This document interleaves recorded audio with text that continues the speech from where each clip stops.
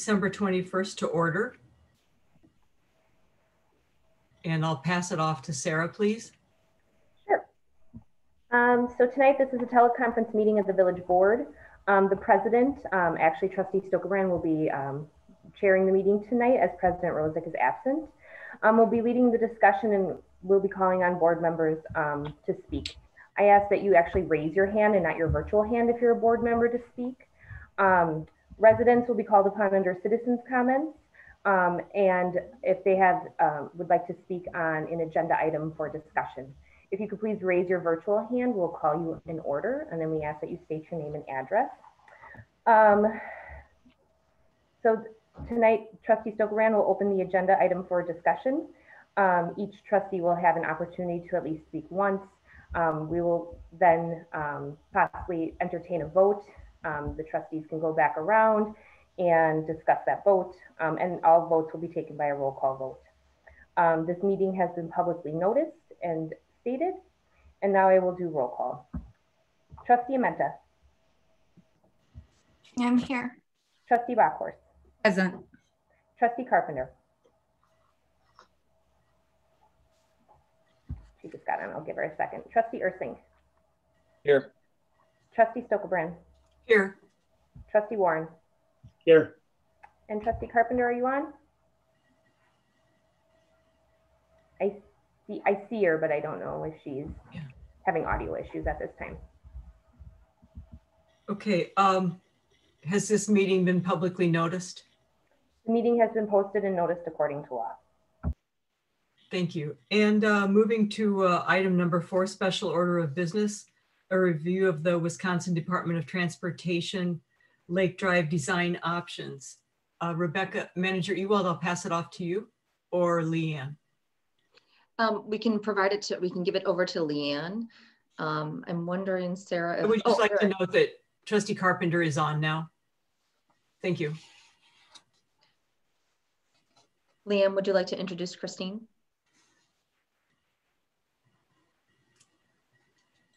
Would work better if I'm unmuted, yes. Do that.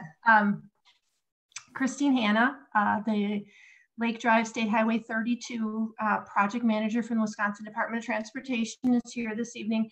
And she's going to go through a letter that you have in your packet that I believe is dated December 8th. And that gives a summary of her earlier conversation with you, and then also outlines the public participation process for the project. So we'll hand it over to Christine. Christine, I'm assuming you do not need a share screen. I don't. If everybody have a copy of the letter, that I can go ahead and go off of that, unless you want me to share my screen. Only if you have something that you think needs to be in front of everybody. No, it's I'm gonna go through the letter that was already shared with everyone. So I'm just gonna go through it and then just open it for questions or discussions after I'm done. Okay, the floor is yours. Okay, thank you. All right, let me introduce myself. My name is Christine Hanna. I work for the Wisconsin Department of Transportation. I'm a project manager for this project. So we have recently, and I mean the past 3 to 4 months, we have adopted a new performance measure to work efficiently and make sure that our funds, either the federal or state, are better being used for public usage from the safety and efficiency perspective. And this is what we call performance-based practical design. And these are current standards that align with the standards and the federal design guidelines. So for that, Highway 32, which is the one in village of Shorewood, we have adopted this new practices to ensure that we gain public input, and we are assured that whatever we're spending, again, from federal or state funds, are based on that new practices. So if we go through the second paragraph where it says Wisconsin 32 project in the village is being evaluated for pavement replacement. I can go through what pavement replacement scope entails. As it's showing, it entails subgrade improvements. It entails replace and upsize any sanitary or storm sewer or water main. Of course, it has to be deemed necessary, not just because someone wants to. Also replace existing curb and gutter. If it's overtopped, replace curb ramps and also install, not install, evaluate the bike and ped usage within that segment. And if there are some maybe pavement marking or a push button for mid-block crossings or anything from that sort. So that's a pavement replacement scope of project would entail all of the above. So the final decision on what the scope of this project is going to be determined is based on a process we call NEPA, which is a process that we have to go through public informational meetings to share with the public what is the project is about. It's kind of to introduce it to the public. We have work coming up in your area, or through your traveling area. You don't have to be a neighbor. And you tell us what are the issues that you see there, what is the improvement that you see that are needed, what are safety perspectives. So we go through these first public informational meeting, which is pretty much alerting everyone of the project existence. Second public informational meeting, we share with the public possible alternatives. And when we share with the possible alternatives, which is the one that have been highlighted in front of you in the past, which keep existing 44-foot, and remove parking on one side, widen the road by 2 feet, or combination of alternative 1 and 2, or maintain current configuration. And these options or alternative are detailed in the second page of your letter. I don't need to go through all of them unless someone has a question for that we can answer at the end. So again, we have to go through that NEPA process to share with the public, again, the project scope, what it entails, and get their feedback. Once we receive those feedback, and nowadays everything's going to be electronically, we're going to put those feedback together. We generate the environmental document, and we document those alternatives.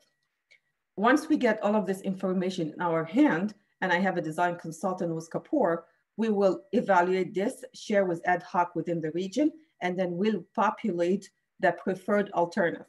With that being said, we'll hold the final PIM, or public informational meeting, to let the public know what is a chosen alternative and get further feedback if needs to be.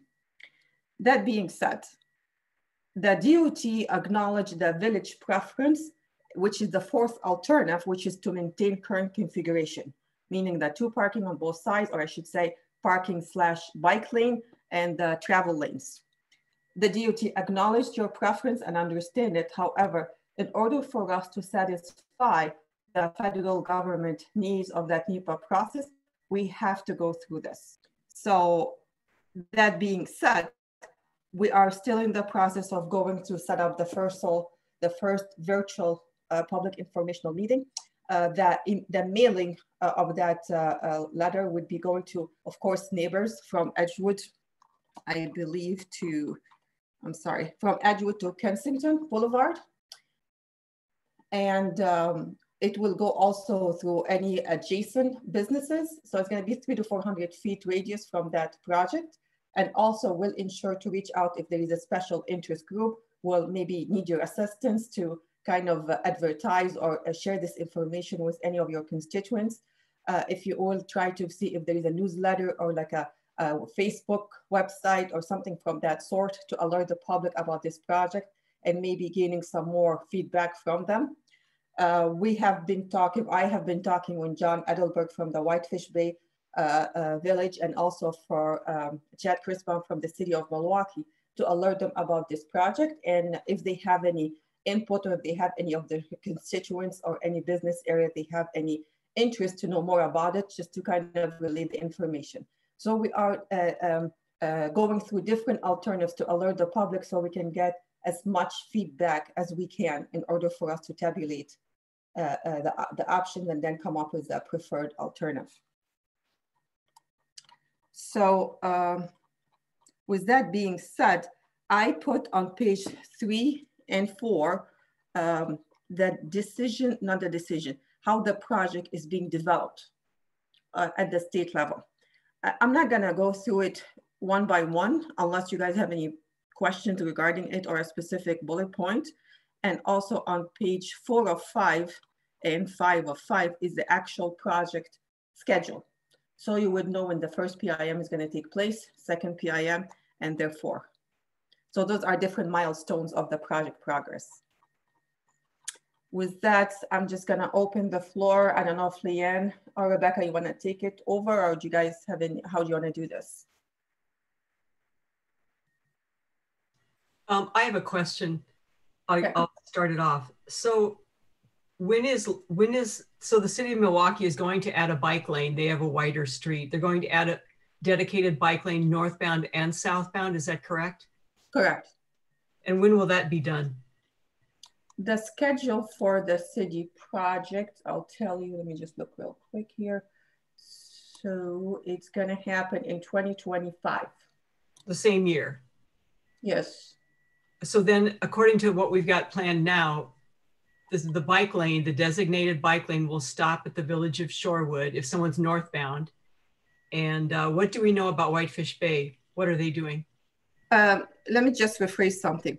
So the City of Milwaukee project, okay, they have a let date, which is the date where the project is advertised to the contractor of March 12 of 2024, meaning that the project may start in 2024 and finish by maybe 2025 if one season or two season. This is the City of Milwaukee project. This project here, as you see at the bottom of that page 5, the contract is completed in 2025. This is advanceable date. So it may go 2025 or 2026. It depends on any cost saving we have in the budget. But let's assume it's in 2025. So the city is aware of yours. There's not really much overlap except at the limit of Edgewood. So it's just gonna transition in between. And what's the situation with Lake Drive and Whitefish Bay? Whitefish Bay project has been already completed. It was high friction surface at one of the curb at that location, and pavement marking took place at the village limit. So it's just pavement marking and high friction surface treatment. So they will have no rebuild of Lake Drive in 2025 like we will? No, Whitefish Bay will not, no. Interesting. Okay, and the price, I think it says village owes $277,500, design plus reimbursable. I was not clear, plus utilities. Was 4.6 million the village total at this point, an estimate? Is that correct? I'm not sure where are you seeing that. I don't have that on my end. Let me go back and see if I can, if someone else has another question, let me see if I can find where I was.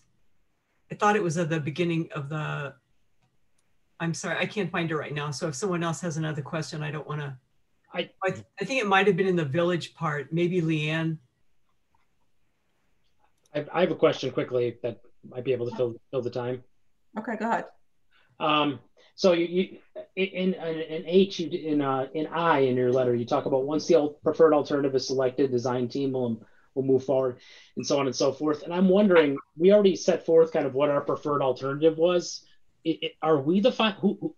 I guess I'm just a little unclear. Who's the final decision maker in that process? Is it the Shorewood Village Board, or is it something where if you hear something that disagrees with our determination, you can institute whatever alternative you want? I just want to make sure, because that was worded a little bit ambiguously. I want to make sure I understand. Okay, correct.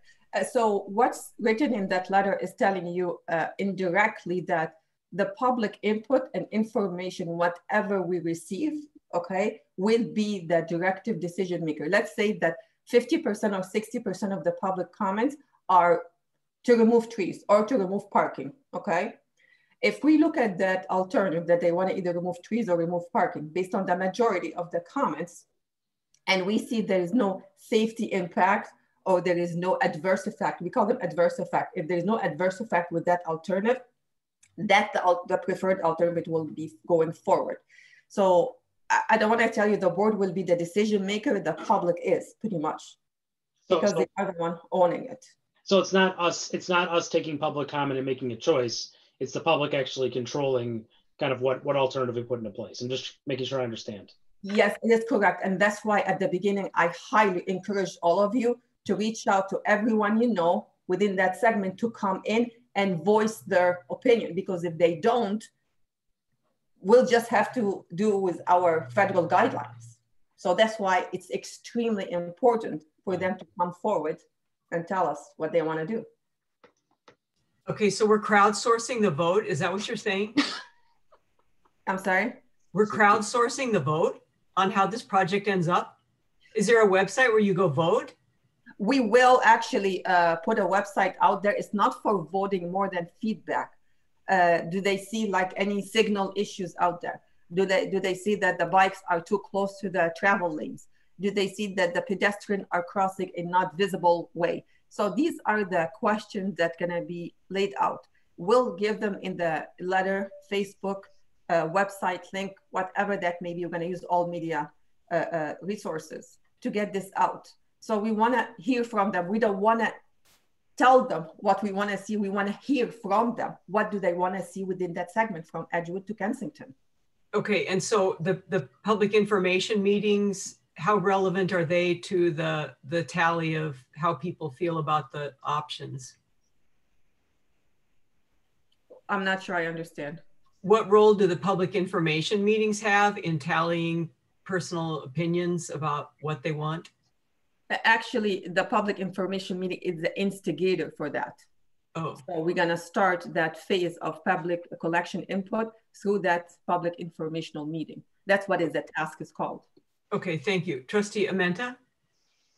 Yeah, I'd just like to understand a little more specifically, how, kind of following up on Trustee Warren, how this decision is going to be made. So like if you get 5 people who say take out the trees and 6 people who say keep the road the way it is you're just going to go with that majority vote? And I have a follow-up question too.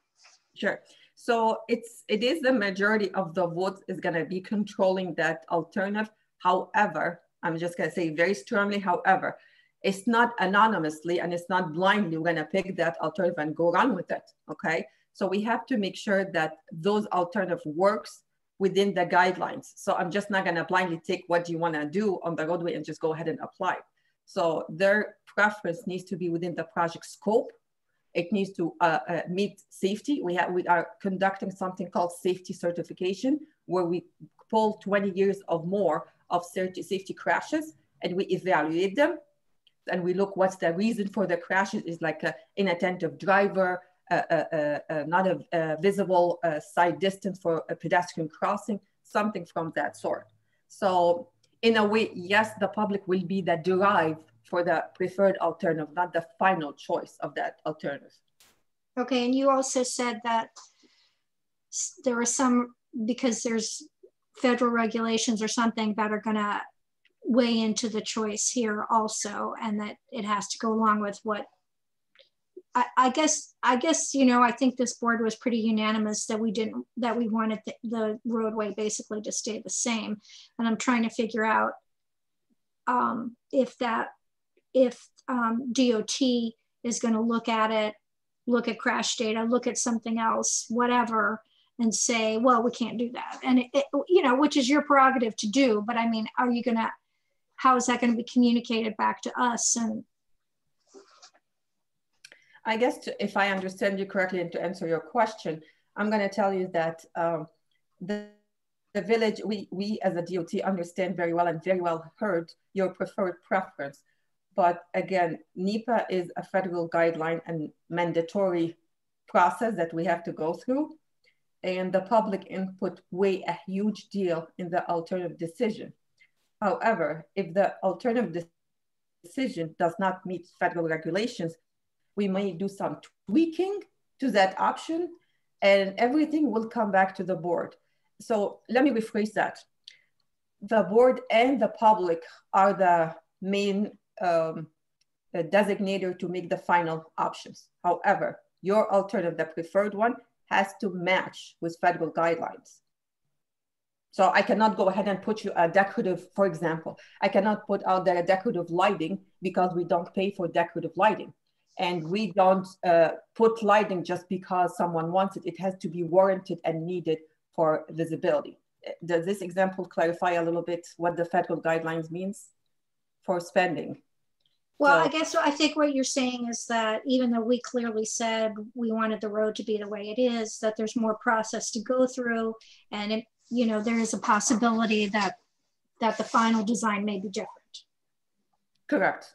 It's not going to be DOT decision if that makes sense to you. It's not DOT decision. It's going to be the public and the board. And okay, thank you. Because we do pay for about half of it, right? So, Trustee Ertink? No. You only pay 10% of it. Oh, only 10%? I thought we paid for all the non-traffic lanes. You only pay for parking because we don't pay for parking. Parking lanes. Okay, Trustee Ursing?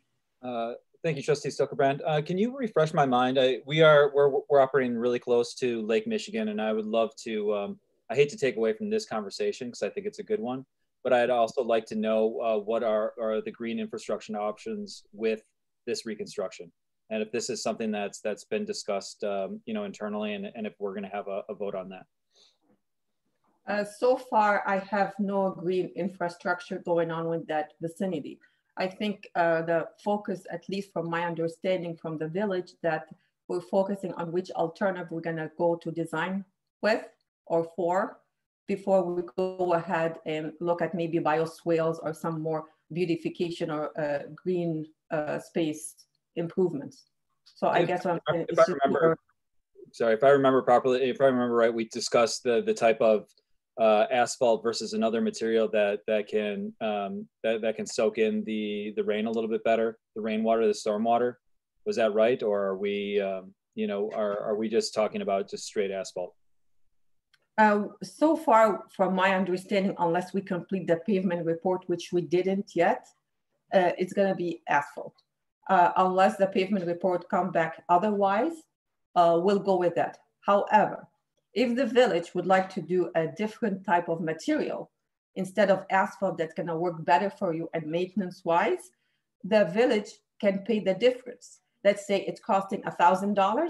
We will pay whatever we allow for $900, and the village will pay the rest. So we just pay the difference. Thank you. Sure. Thank you, Trustee Warren. I think Trustee Carpenter is before me, so I'll see my time to her if you'll come back to me. Trustee Carpenter. Thank you.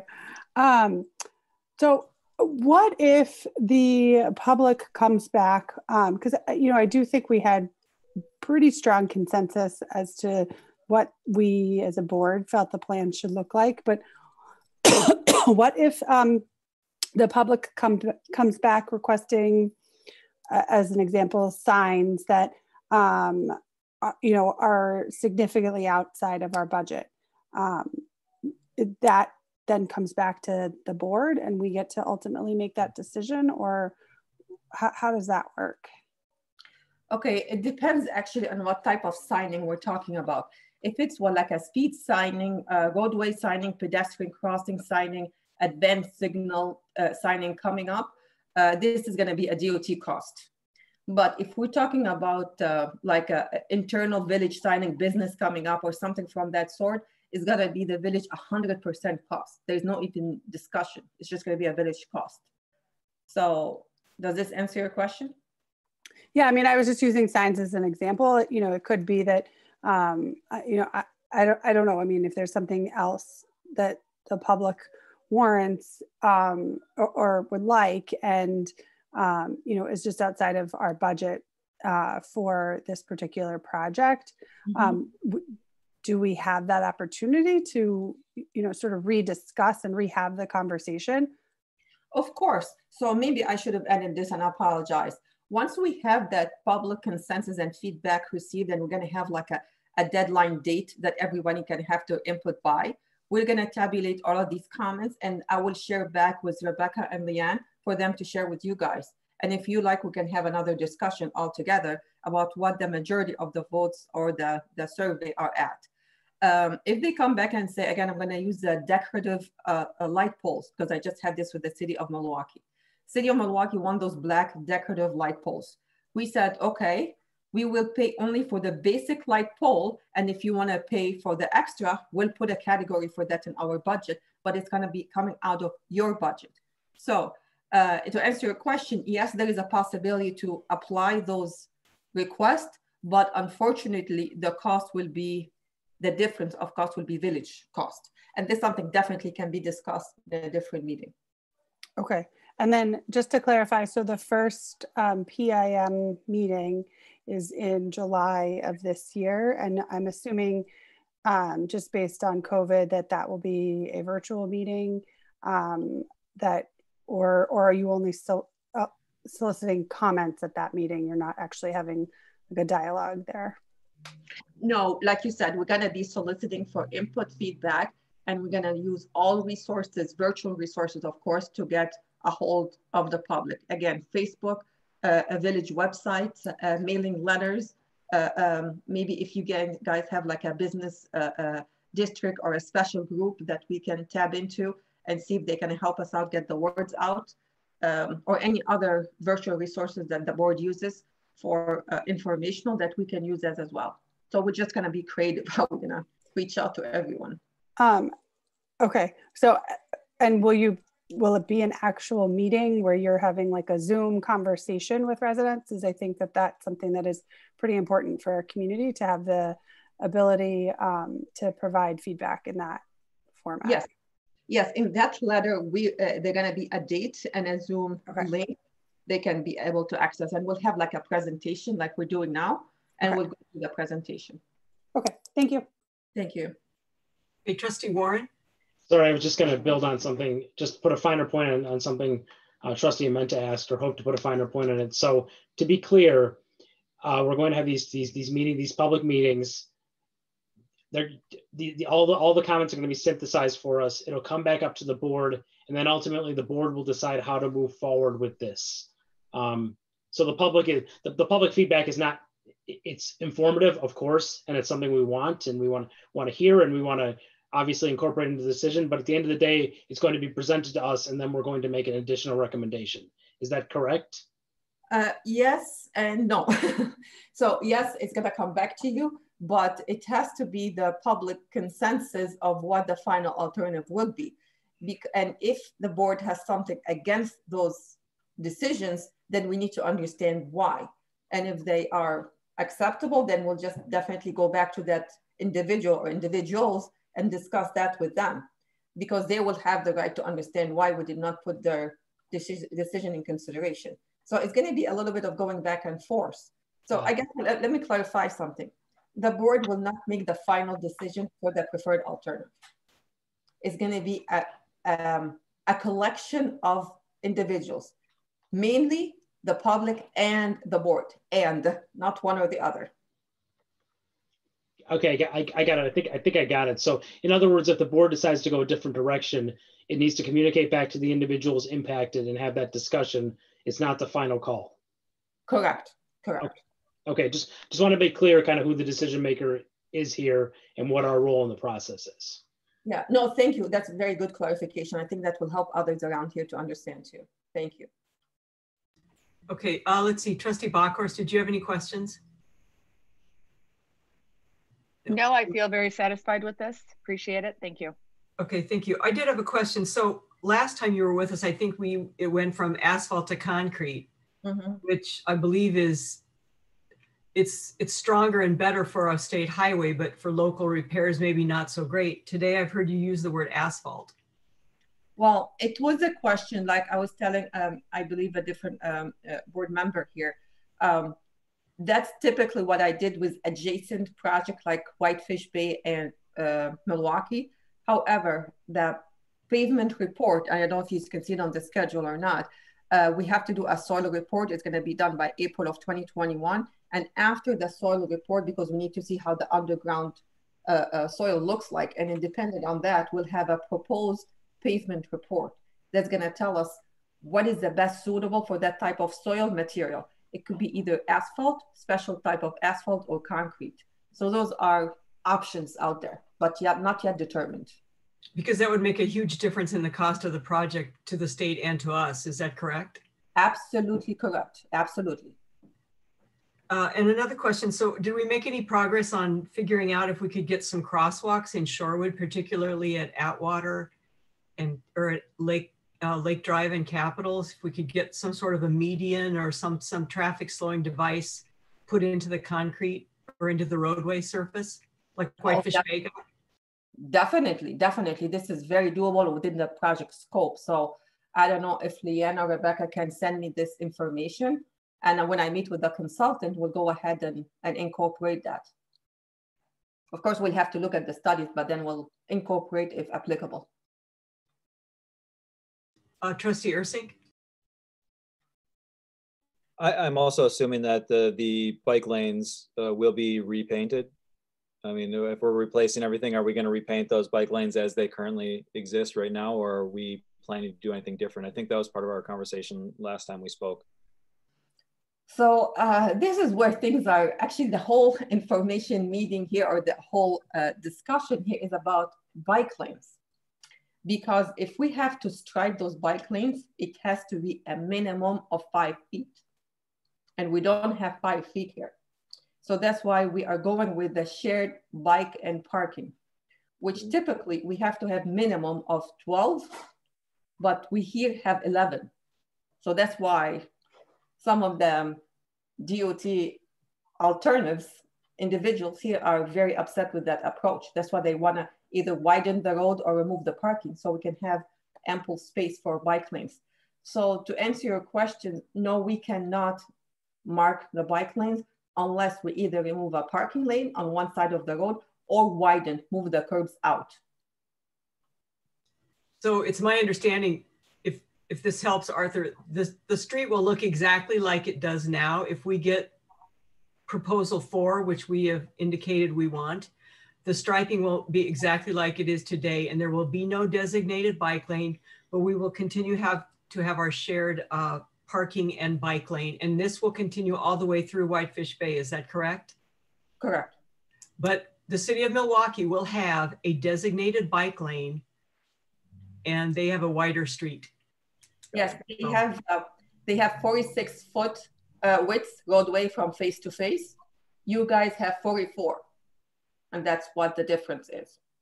So a bicyclist going north will be in a specific protected bike lane until they hit the Shorewood Boulevard at Edgewood, and then they will go into our combined bike and parking lane. And that traffic pattern will continue through Whitefish Bay.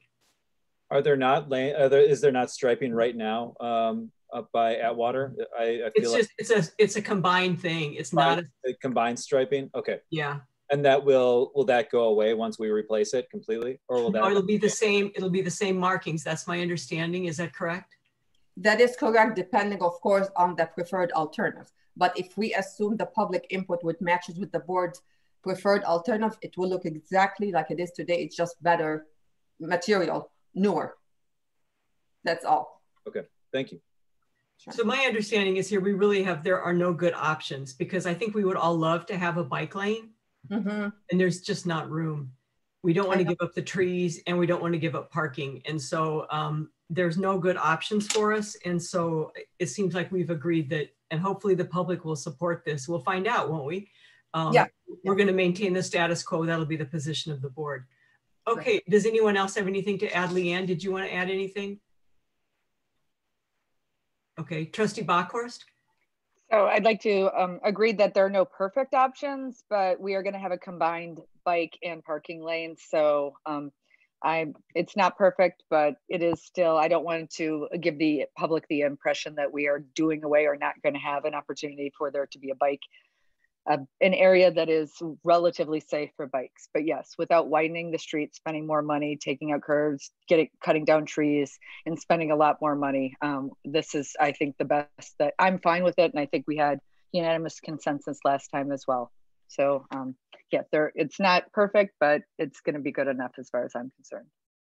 And I can share with you some more information that if someone comes back and asks you, especially for the bike advocate out there, in the past 20 years, we only have two bike crashes.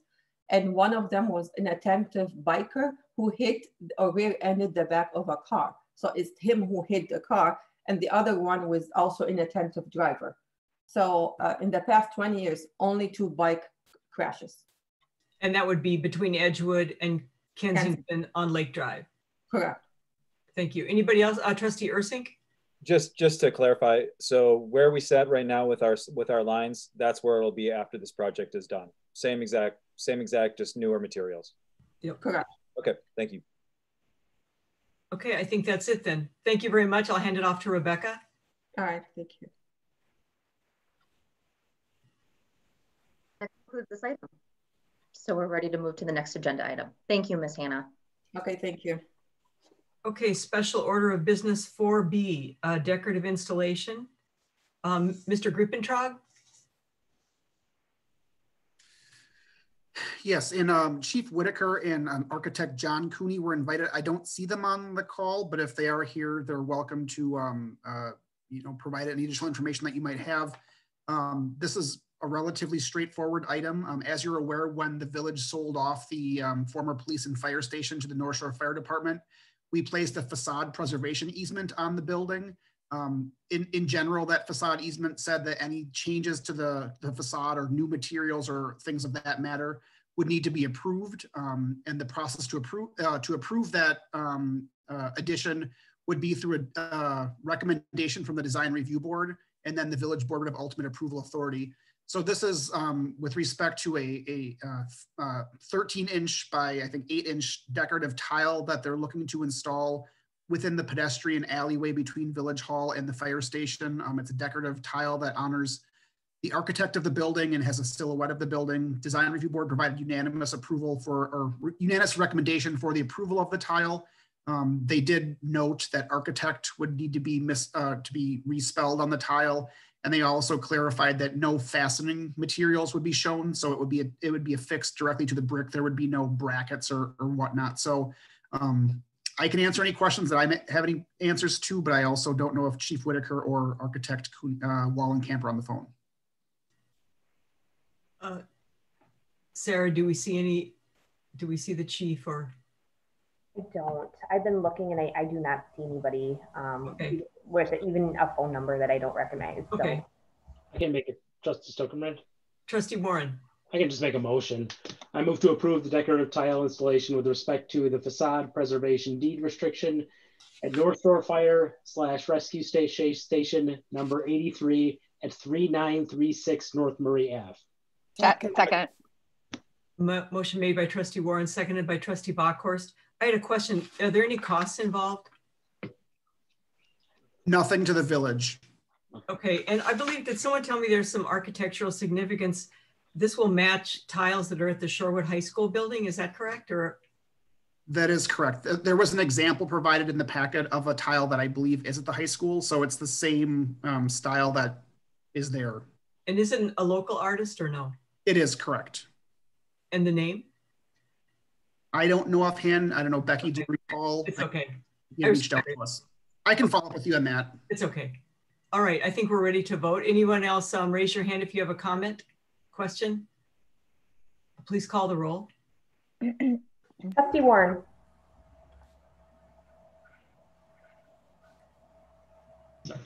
Aye. Trustee Menta. Aye. Trustee Stokerbrand. Aye.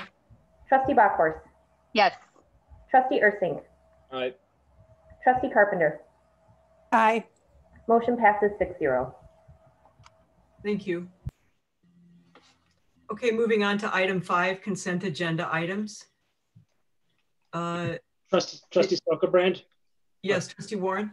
Sorry, I need to, just to be clear, I am recusing myself from the vote on item 5F because it is my house. Understood, thank you. Does anyone else have anything regarding a consent agenda? So moved. Do you want to pull that, Wes, and then you can vote on the rest of the consent agenda? What? It's a good question, Nathan. How do we accomplish this? I mean, I could sit out the vote on the entire consent agenda if that's easy. Yeah, I mean, if it's otherwise going to be unanimous, it probably doesn't really matter. But if you want to pull it and then vote on that one separately, it might be a little bit clearer for the record. It might be a little bit clearer for the minutes, and the clerk is keeping the minutes. Okay, I guess I'll do. Can I pull it then? I guess I don't know if I can pull it even. I'll pull whatever item it is. I don't know what item it is. F is in Frank. Okay, I'll pull item whatever F. Any other items to be pulled? I'll pull 5E. And 5E is in Edward. I need a motion, actually. I'm sorry. So there was no original motion to approve it. I move to approve the consent agenda. Second. Okay. All Good. in favor? Aye. Aye. Aye. Aye. Well, that, don't we With have items to? 5E and 5F removed. Yeah. Right. Okay. So now we'll take up item 5E as in Edward. Yeah, and I just had a couple things on the minutes. For my, sorry, I'm kind of catching my notes here. Minutes. When it's talking about my comments, I was in that paragraph. I was referring to accommodating all requests, and then at the end of the paragraph, I was referring to celebrate the holiday season. So just those two small things. And with that, I would move to approve. I'm sorry, Trustee Warren. What page is that? Do you know by chance? I can get to it. Sorry, I'm scrolling back and forth. It's yeah, my apologies. I'm getting there. I'm looking too. Hold on, I'm almost there. It's 7. Was it new business? Yeah, it's supposed to. I think it's right. It's page 4. Page 4. Page 4. Thank you so much. And with that, I move to approve. Is there a second to approve 5E? Or more discussion? Raise your hand if you have more discussion on 5E. Trustee Carpenter? Yeah, this is on just a couple of the minutes. There were a couple of different like there that were not the right there. And a couple of the, I can't remember, I'm sorry, which one it was. I was not going to pull the minutes just for that. And I'm happy to talk a little bit more and tell you which one it was, Sarah, offline, but I just wanted to make sure that that's noted. Sure. If you can email them to me, we can just update those. Yep. Just transparency like that. Thank you. Okay. And I'll second it. Yeah. So we have a motion and a second to approve 5E with the changes. Please call the roll. Trustee Ursing. Aye. Trustee Backhorst. Yes. Trustee Carpenter. Aye. Trustee Warren. Aye. Trustee Amenta. Trustee Stokebrand. Aye. Motion passes 6-0.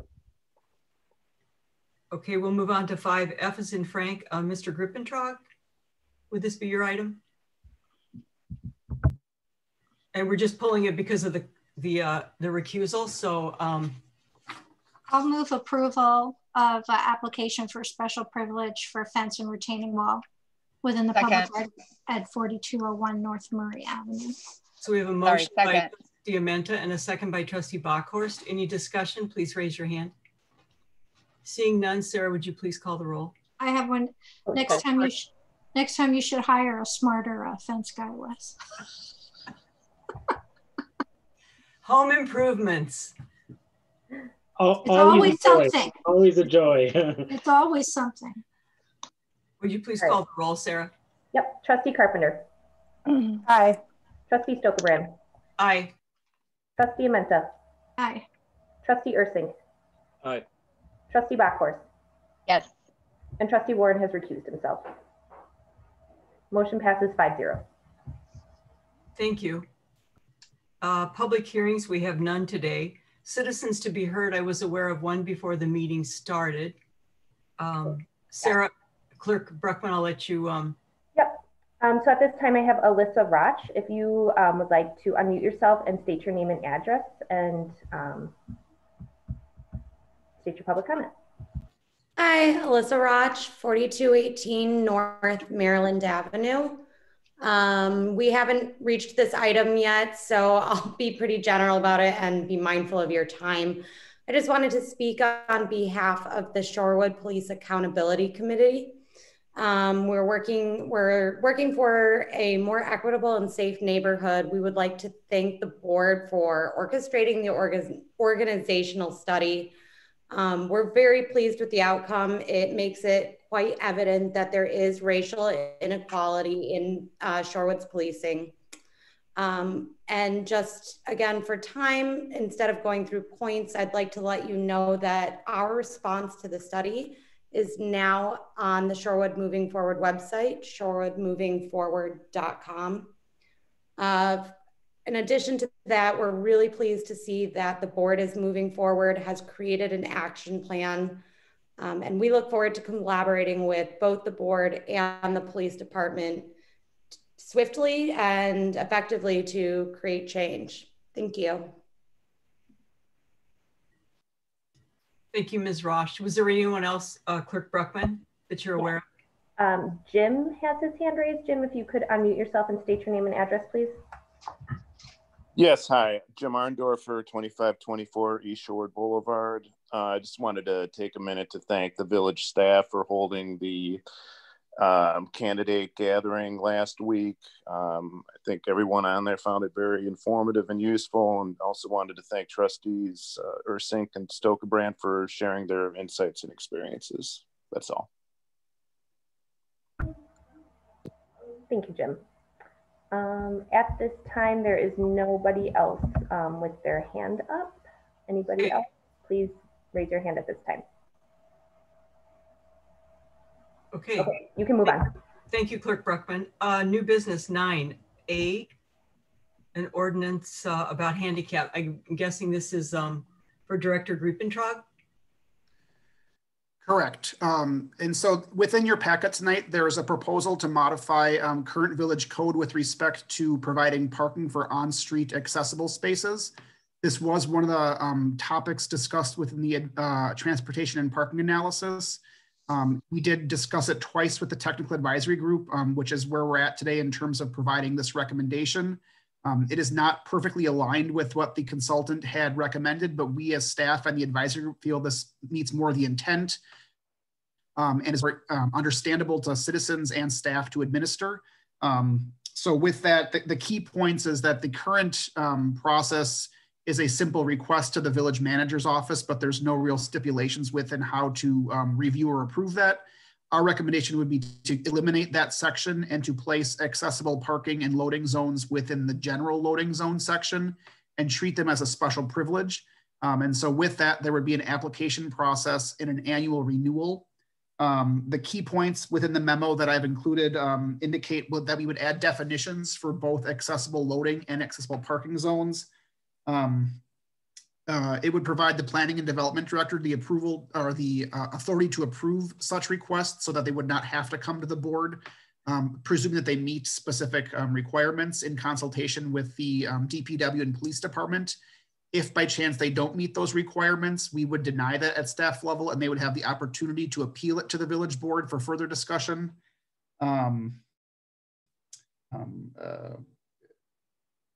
I think that pretty much sums up that there would be no fee charge for accessible parking, and there would not be any per block limitations. We've had confusion with that in the past, where village code requires per block limitations, but blocks vary throughout the village. So in order to make this a more clear and clean process to administer, we've read that requirement. So we would take them as they come in to village staff. And once again, if for some reason they do not fit the criteria for allowing them on the street, we would deny them and those denials would go to the village board. Other than that, we would administer it as a special privilege in-house. I'm happy to answer any questions that you might have. I just had one question. So this treats people like cargo, right? I mean, we're putting people in wheelchairs under the same, you see what I'm saying? And that's obviously, that's what's done. This is sort of an industry standard that's, you're loading, you're unloading something, and that's. Right, it's the reservation of public space, which to your point, it is treating that use equally. We're not charging the applicant a fee for it like we do charge for loading zones or parklets. Those both have application fees and monthly installment fees. And so with respect to acknowledging the need for these and being a more welcoming community, we're recommending that we allow them, but that we do not charge for them the same way that we would do for a loading zone or a parklet. Thank you. Trustee Warren?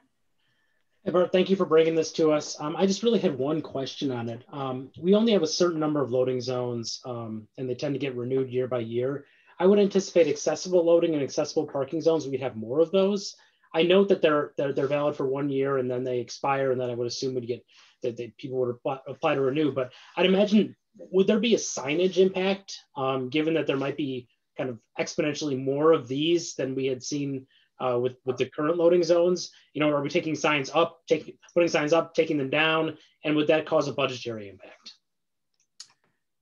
I guess I don't have a specific answer in terms of how many applications we're expecting to receive. I don't anticipate this being any different than the current, you know, application process, which went straight through the village manager. I think previously those were probably just approved and signs went out. I don't recall that being overly burdensome or that our streets are, you know, overly filled with these areas. And so I don't anticipate there being a lot of applications for these. I know that we as staff have discussed metrics that we're going to bring back to you in 6 months with the 6-month review of parking. And this was one of those categories. And so we would, at that point, be able to identify how many are actually out there and the number of requests that we received. But I don't personally find any hesitation with that particular aspect. Signs, we did identify the code, the fiscal note indicates the account that the signage would be charged to. Okay, and just to be clear, I wouldn't have a problem with a lot of requests coming in under this. It's more do we have to move signs around put signs up, take them down on a yearly basis, move them around, and whether that would cause a lot of fiscal impact. I mean, I fully support this. I just want to kind of make sure that we're accounting for any kind of impacts we're going to have down the line. But again, fully support this. I just want to make sure that we're kind of upfront, making sure that we've kind of budgeted for what we have to do. And I have a question. So let's say I use a wheelchair, and can I then say I want my accessible spot to be close to the curb cut? As proposed, you can only apply for it if you own or lease the property directly adjacent. So if there's a curb cut in front of you, that property, yes. If there's not, you would not be able to, and we would deny that request. At which point, if for some reason they felt they wanted to appeal that, they could, but we don't feel that is an easy administration approval, so we would deny that at that point. So someone in a wheelchair would have to pull it up over the curb, but you would have the spot. It'd be a bigger spot, the footprint, or? It would be a standard parking spot. The location of it would be in front of your house. So if there's no curb cut for a driveway or crosswalk, you would need to make accommodations for that. We would not install that for you. It's not standard that a city or municipality would do that. So if that is something that you needed, we would not provide that. Okay, thank you. Did you, Trustee Amenta? Yeah, I mean, so I guess I have a question, because one of these is for an actual parking spot, 24 hours, 365 days a week, right? And one is for a loading zone. So, I mean, if you have, your own parking spot or a garage, but you want to be able to drive up to the front of your house and be able to, that's a loading zone, right? Because it's temporary, because you have a spot. So would we grant a spot? Now we are granting spots to people, permanent spots on the street, to people who pay $40 a month or whatever. But so would we be granting spots to people who have an existing spot? You know what I mean? I'm a little confused, but I'll try to answer and maybe that'll get there. So the accessible loading zone component of this was particularly included because of the Lake Bluff request at the school.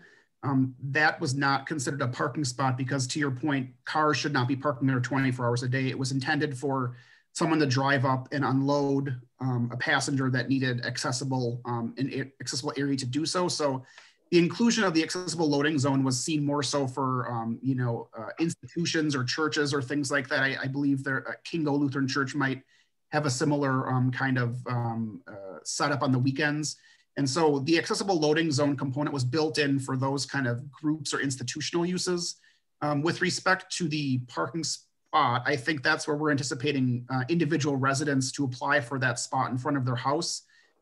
Just to be clear, we will not reserve that spot for any specific vehicle as long as it has the either plate or identification card. Any vehicle with that could park there. So it's not reserving a spot for a particular person. It's reserving a spot in a location for a particular type of vehicle. And so that person could park there. If they park there overnight, they technically should need an on-street overnight parking permit. However, I believe in the past we have exempted them from requiring permits.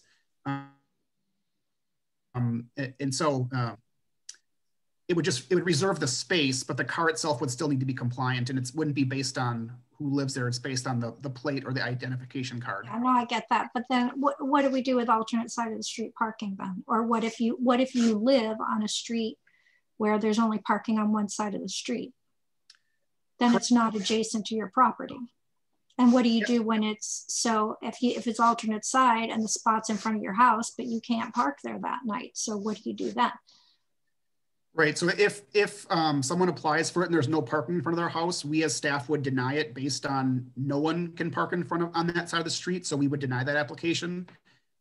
If it's on a street where there's alternate side parking, so you can park on both sides, we would need to consider approving it on that location and then marking no parking on the other side of the street, so that in that instance, there would always be access around that vehicle. It's not a perfect solution, but it is a solution that allows someone to have that accessible spot in front of their house on all nights of the week. It just then prohibits parking on the opposite side for an equal amount of space so that emergency vehicles and DPW could get around it. It's not a perfect solution, but we have narrow streets, and so that's the best that we can do to accommodate alternate side parking where available. Wait, so it would be no parking on the other side. So for example, so you would keep your car on that side, but there would be a way for a vehicle to. So for street sweeping and snow removal, though, we're not solving it with that. Correct. It would provide an obstacle for that in allowing that space to remain every day of the week. Okay. I don't get it. Trustee, I'd like to make a motion. So I move to approve ordinance 3019, an ordinance repealing section 513, authority to designate parking zones for handicap, and amending section 500-24 to be loading and accessible parking zones. Second. Is there further discussion? Yeah.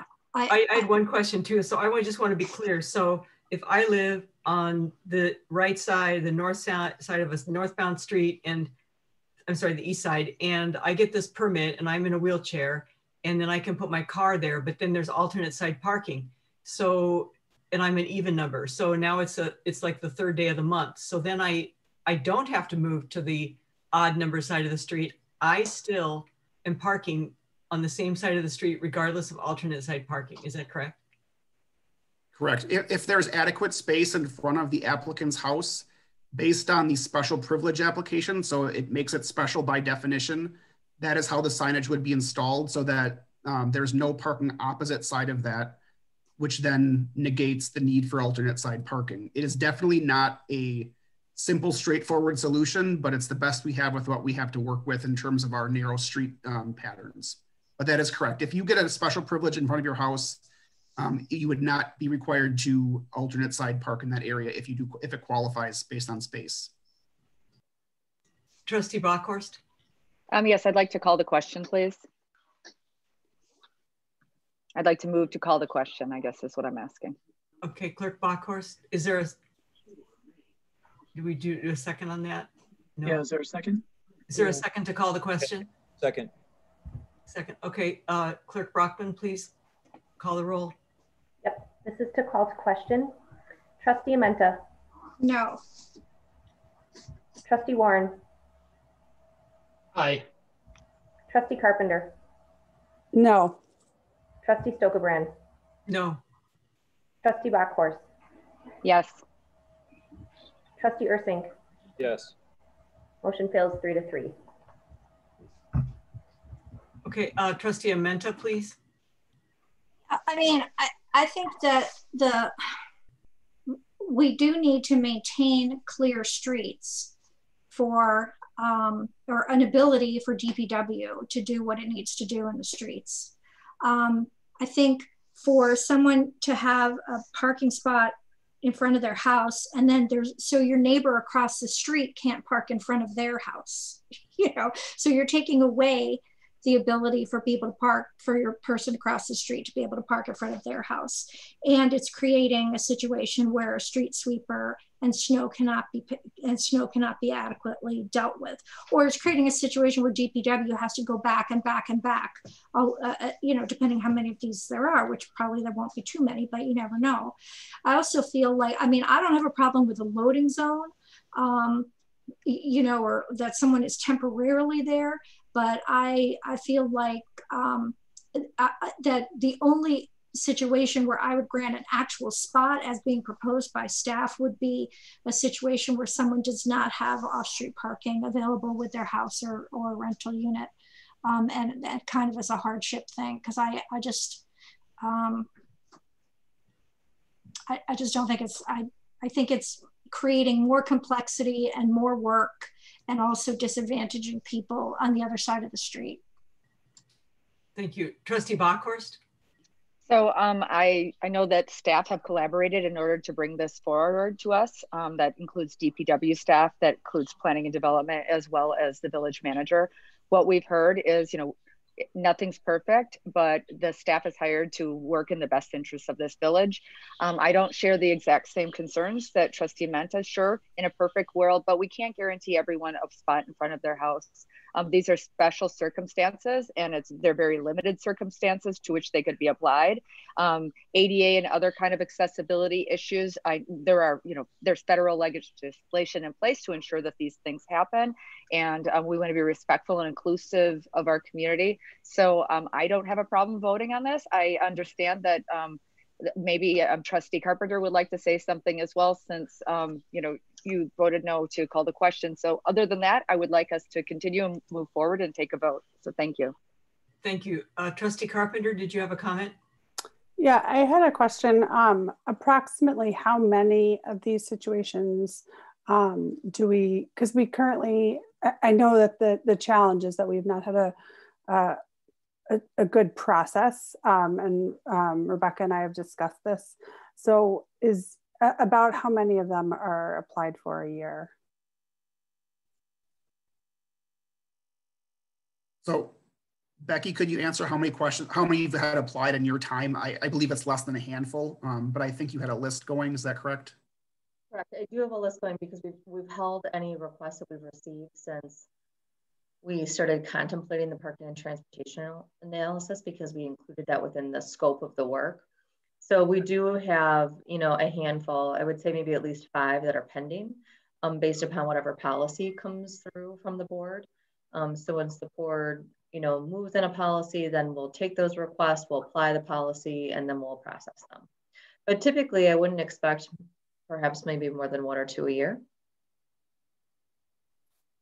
And included in that process of application, do you know other things about the property? Like, you know, do they have an option for off-street parking?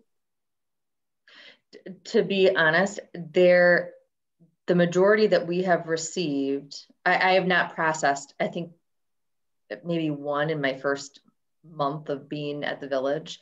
But I didn't focus on the handling of it because Diane has been primarily facilitating that in the past. So it was one of the things that I earmarked for, oh, this needs improvement, because it wasn't documented well. And so over the course of time, there was never a list of where these were and how they were administered or reviewed on an annual basis.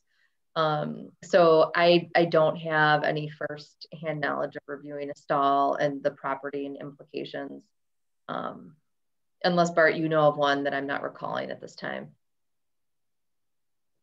I think more than anything, we wanted to have a policy that we were consistently applying. And it's not customary that your village manager would administer ADA on-street parking stalls, so. Did you have anything else, Trustee Carpenter? No, that's all. Thank you. So if this is in front of an apartment building that has 30 apartments, 1 spot in front of that apartment building would always be reserved for this disabled person. Is that correct? No, it would be reserved for a disabled vehicle, but it cannot be reserved for a specific individual. A disabled vehicle. Correct. Always. If they apply for it, correct, yes. I mean, it would be taking away a spot for their other residents. And so with the advisory group, we did have a multifamily property owner from Eastmore who was is on the advisory group. And he indicated that he talked with his managers and they did not anticipate ever applying for one. Okay, so we're kind of just hoping that this will not be a high demand item. I mean, I understand the need for the process going through Director Griepentrag instead of the village manager, certainly. Trustee Amanda, you had one more comment? I wanted to amend the motion. I don't remember what the exact motion was, but to just deal with accessible loading zone and accessible parking spaces separately. So to amend the motion to just pertain to accessible loading zones. I'll second that. I'd just like to talk about them separately, that's all. Any discussion on the amendment? Trustee Bockhorst? Well, I'm not really quite sure what the amendment is, so we're going to discuss them separately. So does that mean that this, by nature of this amendment, makes two separate motions, or do we have to, I would ask procedurally what we have to do, but in response to that, in general, in response to the discussion that we've been having thus far, these have existed. There used to be one of these spots on Oakland Avenue in front of, I forget, I'm just going to call it the murder building. Forgive me. The building that has had 2 murders in the last 20 years, only once, in Shorewood, on the 4300 block. So what I'm hearing from staff, and please correct me if I'm wrong, Bart, Rebecca, is that this is a procedural change in many ways so that it doesn't have to go to Rebecca, so that Bart can just make the decision. I mean, I guess it's a little bit more nuanced than that. So it's not like we are voting whether or not we're going to allow ADA accessibility going forward. It's just how the procedure, how it's handled internally. Is that accurate? Correct. The current code does allow for ADA stalls to be installed just simply based on the village manager's approval of them. So the current code does allow for them to be placed on the street.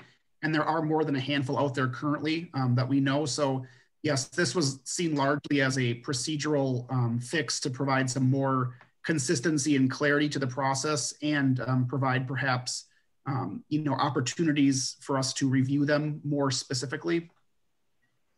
Okay, that makes sense. I appreciate that clarification. So this is a housekeeping item, if nothing else, in those regard. Well, for the most part, it's partially housekeeping, partially just simplifying the process so that it doesn't have to go to Rebecca. And one thing I would caution the board right now is making a broad-based decision on ADA, and other kind of things going forward. If this hasn't been a problem, I can't understand why this board would be concerned that this is all of a sudden going to be one. But I also do trust that staff has not only the wherewithal, but we'll make the right decision. And if it does become problematic, or we could even put in the in an amendment that we'd like a report on a quarterly basis. But I will vote no on the amendment. I am fine with this. Staff has come to this.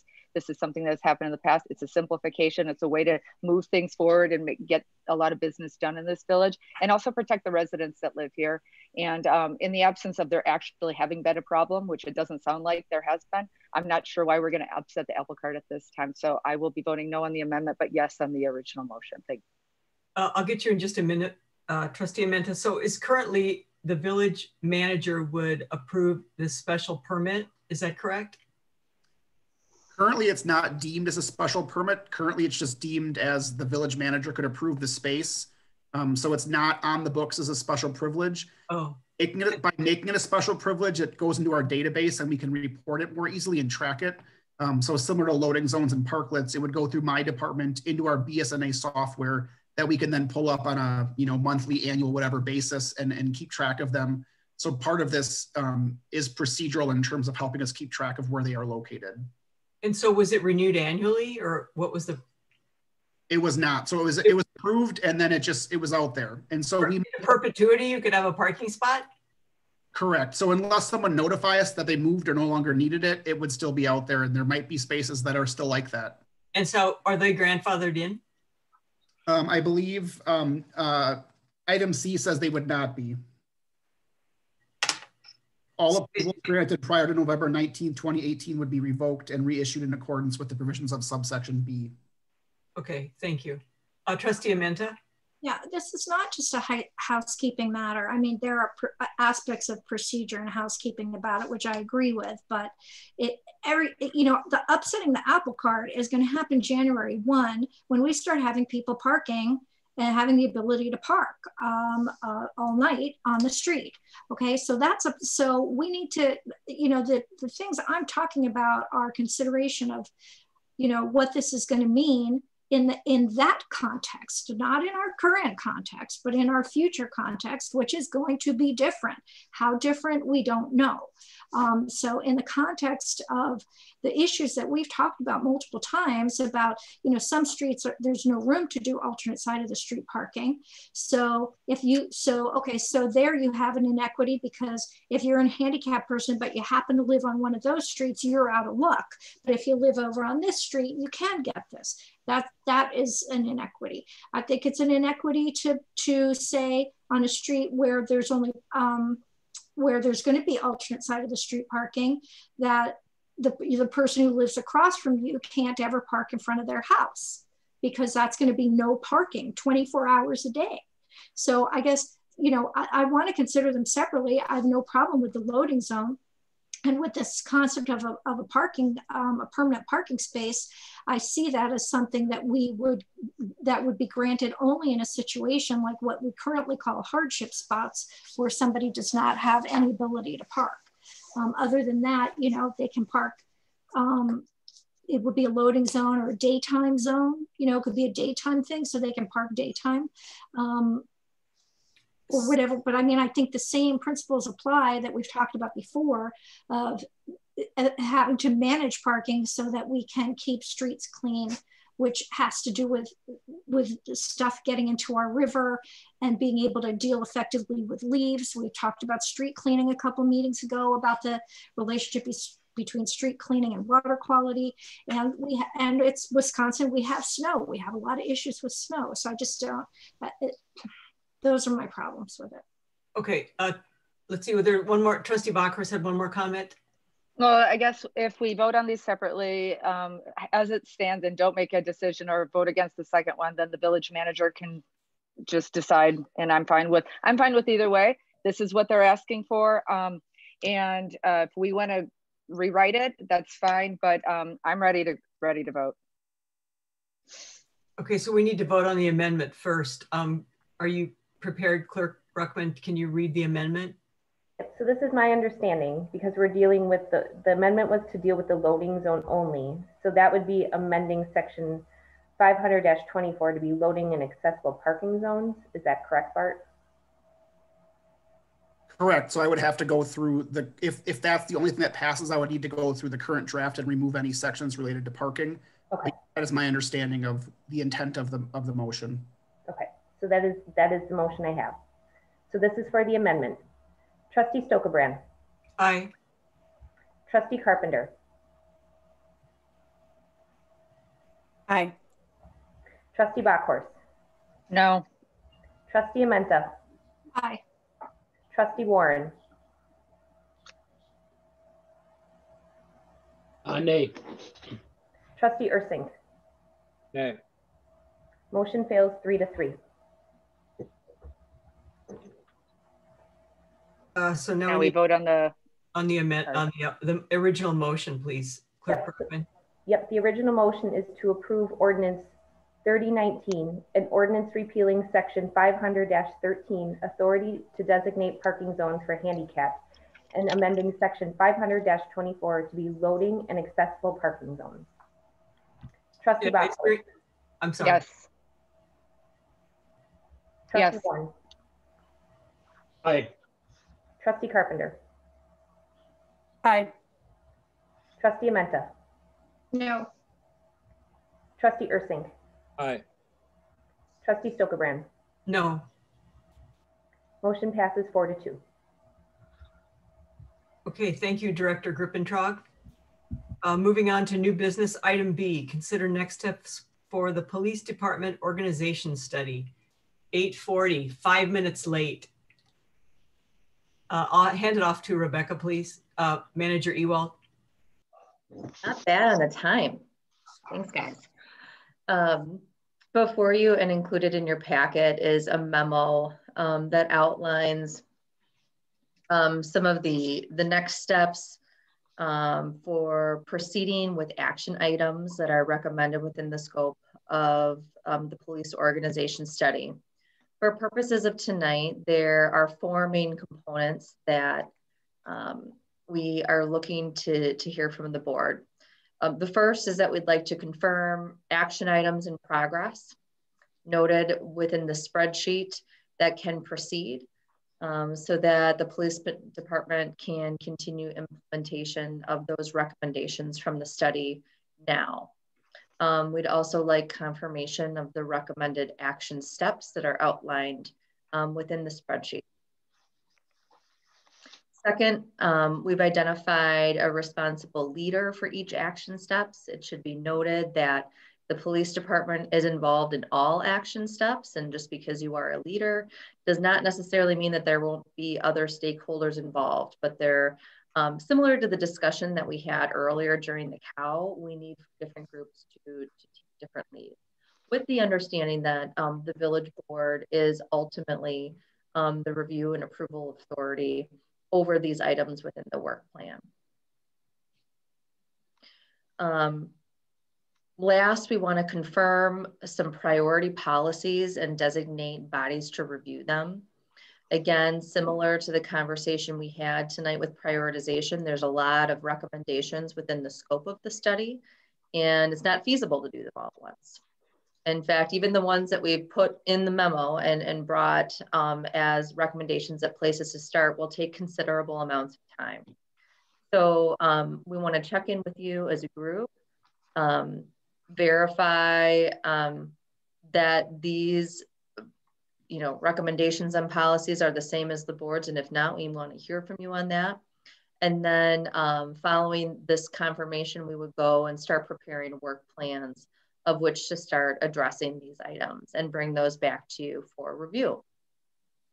Last tonight, there was a request to discuss trustee communication and in response to community feedback, where if there's any comments or questions from a trustee perspective and how to proceed in that area, we could have some general discussion. I also want to note too that on the call tonight, we have Lieutenant Liebenthal, who I've had the pleasure of working with on this item, as well as Chief Nimmer. However, he is out sick this evening. So we will be proceeding, and Lieutenant Liebenthal is also here to answer any questions. He's intimately familiar with the layout of the spreadsheet, and would be happy to work with you this evening on a productive discussion.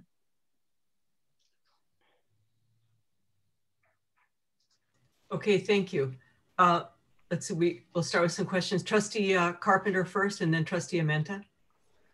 So there's a couple of questions. Well, actually one sort of question that seemed like a big action item from the report that I thought we could kind of tackle pretty quickly and make some real impact on, which is the bank deposits and the locksmith or locking out of assisting residents who've been locked out of their vehicles.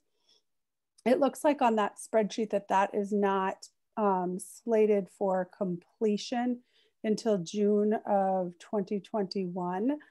I'm wondering if maybe either Rebecca or, sorry, I'm blanking on Liebenthal's rank. Lieutenant. Thank you. Could go through the reasoning behind June and can we push that up? It was a pretty those two things were pretty impactful on the number of calls in the police report. I'll tackle maybe the first one, which was the bank deposit, and then I'll let Lieutenant Liebenthal speak to the vehicle policy. With respect to the bank deposits, earlier when we were in the COW, I had referenced the cash handling procedures and wanting to follow up on that item. That's also something that was identified during the course of that review. And so that's kind of one of the examples that I had in my mind in terms of we want to come back, want to solidify some guidance about how we're going to do it moving forward. So if it's not going to be police officers, let's identify the process for it internally and move forward. now that we've identified that we're going to have some committee time and that the board understands the desire to work on it, if it's the will of the board, we're happy to move at a quicker pace from my perspective. I'll let Lieutenant Liebenthal speak to the vehicle. All right, good evening. Good evening. In terms of the vehicle lockouts with that particular item there, that's one that would fall into several things that are included on the spreadsheet as to levels of service that are provided within the department and by the department. And, you know, we consider our police department to be a full service agency that, you know, anytime people call and request police assistance, that we're going to, you know, listen to those requests. We're going to look at those requests. We're going to respond to those requests. And because it's something that would impact what we do, you know, from a policy standpoint, we wanted to give the board some time to consider that and examine that in its entirety with all the other items in there as well. It's not something that we wanted to rush to a quick decision upon, because, you know, ultimately, you know, what levels of service our department provides should be considered or decided, I should say, through board policy as to what services we are going to provide to the community. So we just wanted to build in some time to allow that to happen. Is it something that could happen sooner than that if the board wants it to? Absolutely.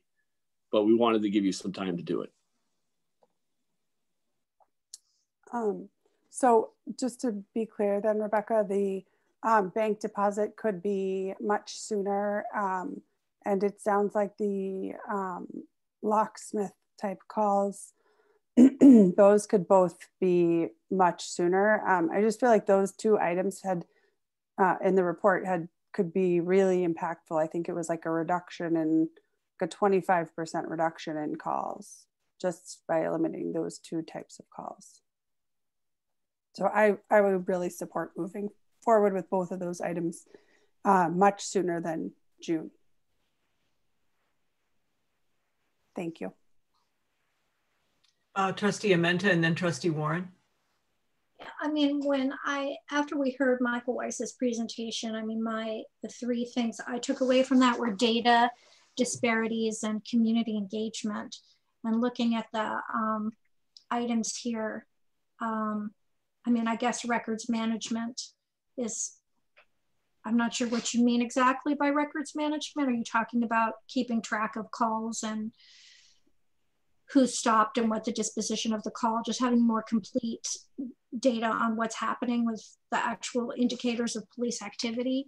And then I assume the hiring a crime analyst to make data more accessible to the community. I mean, I think to me, data is the most important thing. The consultant mentioned that he was not able to make definitive conclusions about things because of a lack of data or inability to get data that he would have liked to see out of the system. And I don't, you know, there's no way for us to evaluate disparities or hold anyone accountable unless we have, you know, systems that can deliver, that can produce the data that we're interested in seeing, that the community is asking for. So so to me, that's a very important thing. I wouldn't say it's the #1 thing we have to do, but I would like to see that on here. I think that will lead to us being able to make some more conclusions through the HRC or other groups in terms of disparities if we have the data. And then community engagement, I don't really see, I mean, I know some of these things are down in the work plan, but I mean, are you saying those are happening in the work plan, so you're not asking for us to make it a policy? I'm not sure what the difference is between A, B, C, and D and all the things listed in the work plan. Also, there's so many things listed in the work plan. It's like so many things as if to be nothing. You know what I mean? It's like there's so many things to choose from here. It could be a decade before the police department and village gets to all these things. So to say, oh, you know, we're working on this, like, that doesn't give me a lot of confidence. So I guess, so I would like to see more rigorous action around data, and I would like to see more emphasis on community engagement.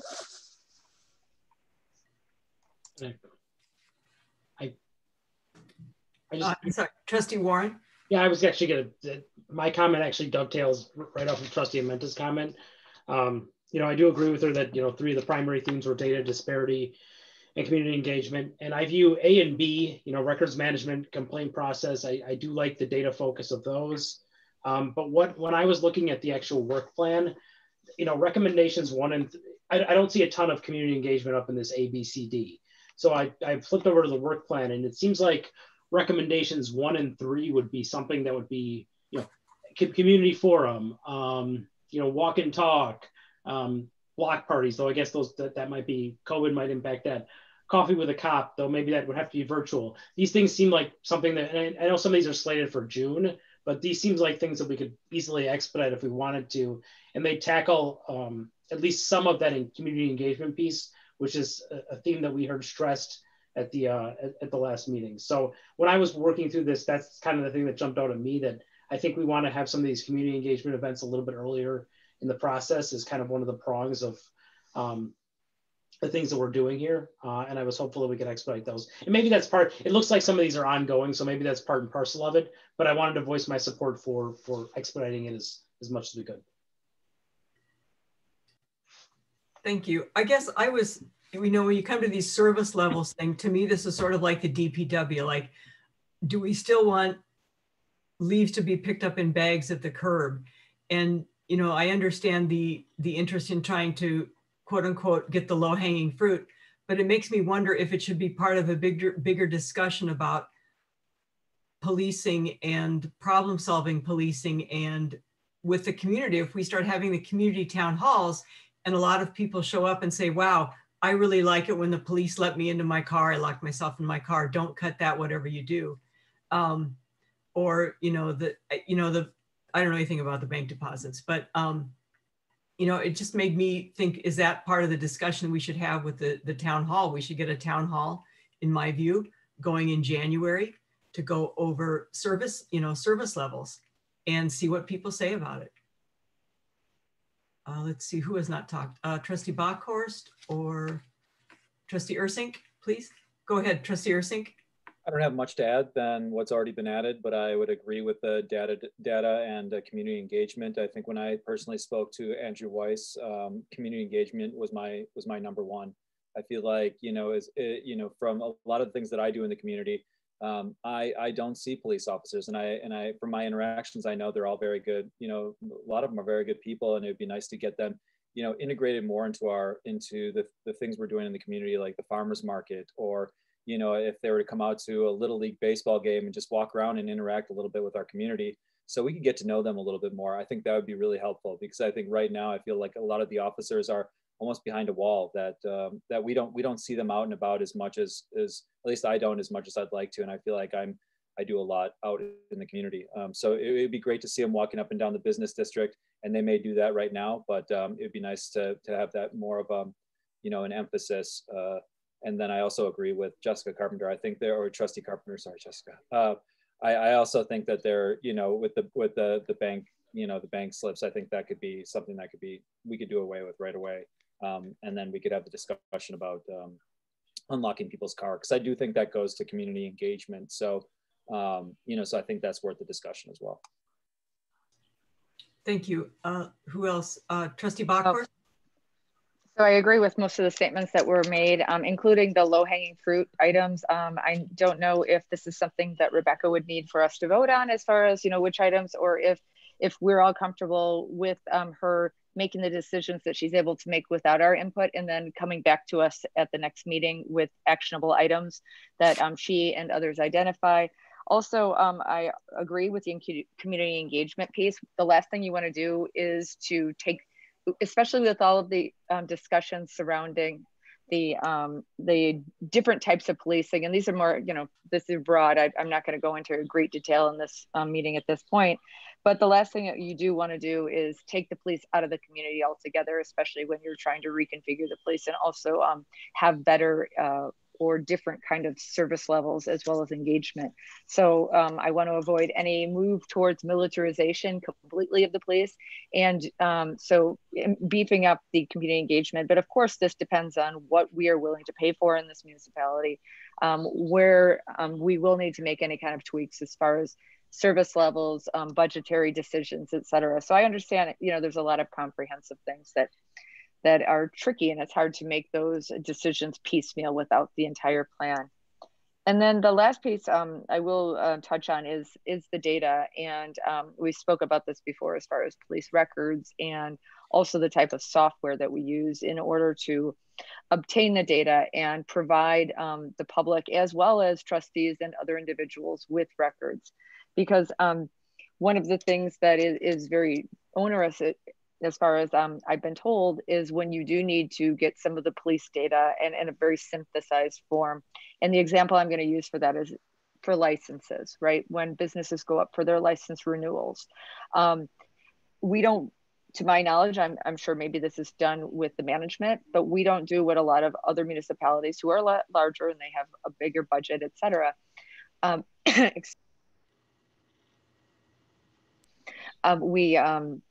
For example, if there are lots of calls for service to particular establishments such as Metro Market, right? We used to find out about that through a variety of realms, but now I don't, including the North Shore now, but I would like to see more of those kind of reports given to not only the board members, but also to the community at large. And under my board report, I can discuss that, or at least give a little bit more information. So I think I'm on pace with what most people want. The community engagement piece, data, and but we do need to understand what the service levels that this community is willing to sustain.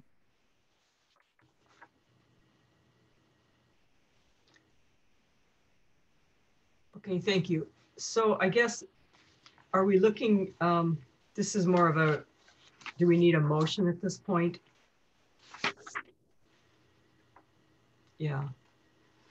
Is everyone comfortable making, if you look through the items that are listed, IP, do we, I'm sorry, Manager Ewell? Trustee Stokebrand, Lieutenant Liebenthal had his hand raised for the majority of the comments, so I just wanted to provide him an opportunity because there were some questions that were raised that I believe he's going to have some clarification for. My apologies, Lieutenant Liebenthal. Okay, thank you. To go back to Trustee Warren's questions about the items that are listed under the recommendation one that are ongoing. Those are ongoing community engagement activities that we are currently involved in. Not to say that these are going to be the only ones that we are going to be doing. These are the ones that we are currently having. I mean, we are open to different ideas for community engagement, different types of events that we could possibly participate in. It's things that we are looking at and see what we can do to engage in those types of events. So I think it'd be hard to have an all-inclusive list that would come up with every possible community event that we could ever, fathom right off the bat here, but just to put an idea out there of what we are doing at this point in time. And some of these are hampered somewhat by our current, situation with COVID. We do still try to engage with some types of activities just in a different way. Like, for example, our ride-along programs that we do, we've now kind of morphed those out into, we're going to go walk the village with somebody. And we've had a couple of people do that within the last couple of weeks. And I think that they found that to be a very positive interaction where they got a chance to meet the officer and understand what it is that they do. And then in turn, the officer gets a chance to get the community perspective of what they view of the value that we provide to the community. So as far as those types of situations go with the community activities, again, it lists what we are currently engaging in, but it by no means does it mean that that's all we're going to engage in. So we are open to that. The questions with the data, I know Trustee Amenta had mentioned about the RMS system. That is where all of our data is contained within our records management system. Everything gets extracted out of that. All the calls get entered in there. All the information pertaining to the calls get entered in there. That's why the evaluation of that system is something that is on the list that we would need everyone to consider whether or not the current system that we have can provide the data needs that is being asked of the department. I know it was commented that the consultant, Alex Weiss, was not able to get data. He got every piece of data he requested from this department. It took a little time to get it in some cases because of how we requested it to be outputted to him, but he got every piece of data that was provided to him. So by no means do we hold back any data of any kind. I just want to make that clear. I think I've said that multiple times in the past, but he did get everything that. Okay, thank you. Trustee Amenta? Yeah, I was looking around on the websites of other North Shore police departments today, just because I was curious if data about calls and broken down by race, if that kind of thing was listed anywhere on anyone's website. And I didn't see that for the few that I looked at, but I did notice in the village of Bayside, they've kind of divided up the village into sectors and assigned like one police officer for each area. So trying to get more back to like a cop on a beat kind of a concept, which I think might be, I just think there's other options, and we should, before we make decisions, we should look at, maybe what some other places are doing in terms of the community engagement piece, because I thought that was sort of innovative and we might want to look at it. Okay, so I guess the question before us is, are we comfortable making a motion that we are in favor or not in favor of the in progress noted items on the spreadsheet? Is that correct, Rebecca? Yeah. Trustee Stokebrand, I'm sorry. When do you want to take citizens' comment for this topic? I don't know if there'll be a specific time. Right after Trustee Ursink, we will. Okay, thank you. Thank you. I think just at our last COW, we decided that this was going to be part of public safety. Is that the direction we should go with this motion right now? Is guided towards public safety, and let that subcommittee then decide on next steps? I think it's my understanding that we would decide that a little later, but I could be. Number 3 is confirmation of the, oh, I'm sorry, that outlines I'm looking at something else. If you see actions required, there's 3 possible motions. In item C is confirm top policy items identified and request the following group, insert board or standing committee to work on those items. So item A is to confirm to proceed with the actions identified as in progress. B is confirm lead responsible party identified, and C, obviously, you can read. So that would be the 3rd item we could vote on. But obviously, these are just possible motions. So Clerk Bruckman will take public comment now if there's some, and then we can go back around the table and see if we want to take a motion. Okay. I have Jeff Davidian with his hand raised. Jeff, if you could unmute yourself and state your name and address, please. Jeff Davidian, 4101 North Prospect. Thank you for giving me the chance to talk about a subject that I'm pretty involved in. I have tried to meet, and I've offered to meet with the chief of police to explain to him what it is that I want to do with data and the way that I want to get it. He at first said he was busy that week, but he would see me the following week. I followed up with him and I didn't get a response. There's a difference between offering to work and offering to give reports and offering to make data available and explaining why it can't be. But everybody is not Mr. Weiss. Everybody doesn't get it.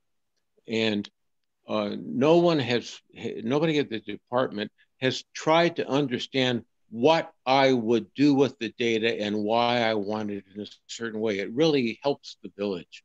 It helps the village to have the sort of analysis that I would do with it. And when people don't give you records, it makes you suspicious. So I'm not alleging anything. I'm just saying that if I had the records, I would be able to do a service to the village. I'm willing to tell the chief about it, but he won't meet with me. Thank you. Thank you. Is there any other public comment? Citizen Sarah, Clerk Bruckman? There's not at this time. Okay. All right, so do we have a motion about the in progress items? Trustee Warren? Can I ask a question? So the motions are all about the worksheet at the end, right? The motions are not about A through D. Rebecca, I'm sorry, Manager Ewald.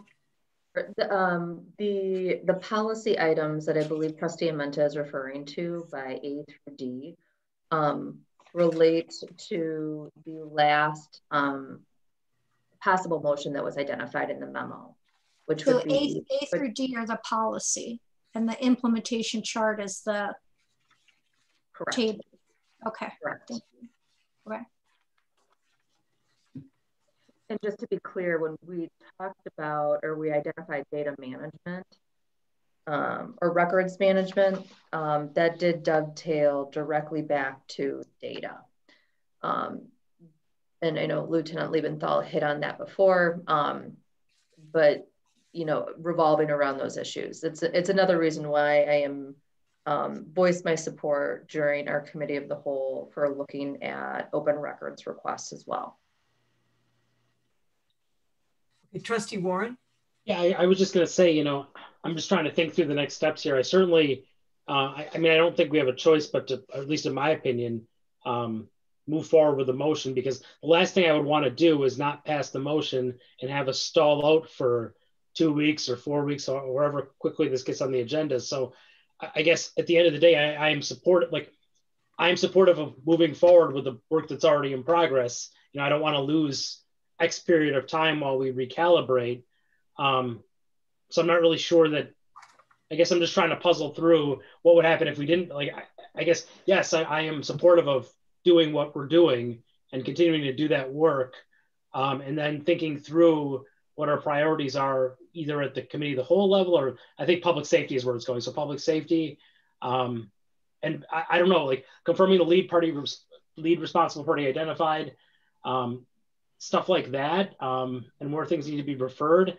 I don't know that we can sit here and do that in a village board setting. That seems more like work you take offline and confirm, but maybe that's what you have in mind, Rebecca. I'm just not sure. Manager Ewald. Trustee Warren, with regards to the comments you had about in progress items, that's exactly correct. We don't want to take steps forward without the board. We wanted to identify those as those that we could start making progress on, because we recognize that we'd like an opportunity to do that. So yes, it would be to get those things moving. With any of these topics, it's going to require the spreadsheet that you have before you is a set of action steps. It's not a work plan that identifies how we're going to work through each of those. So those for the 4 policy items that we had suggested that we start with potentially based upon the board's input, we would then take those back and develop work plans associated with them and work with whatever body or standing committee that you identified, or the board, if it is the board, as specified in the possible third motion. Trustee Amenta. I mean, I kind of agree with Trustee Warren. You know, this table is like, it's really small print, and it's, you know, more than 3 pages long. And I frankly haven't reviewed it at the level of detail to say that I'm ready to say, yes, everything on it is fine. I mean, there's a lot of data in there. So, I mean, I think really the policy items are more our bailiwick. I would move to confirm the top policy items identified. And I would like to add consideration of improved community engagement. So make that item E. And so I would move items A, B, C, D, and the new item E. And that, and I would like to ask that the village manager and police chief return, I would say at least bi-monthly, to the public safety committee with updates. I'll second that. I'm sorry, are you done, Trustee Amenta? I didn't mean to cut you off. I'm done, yes.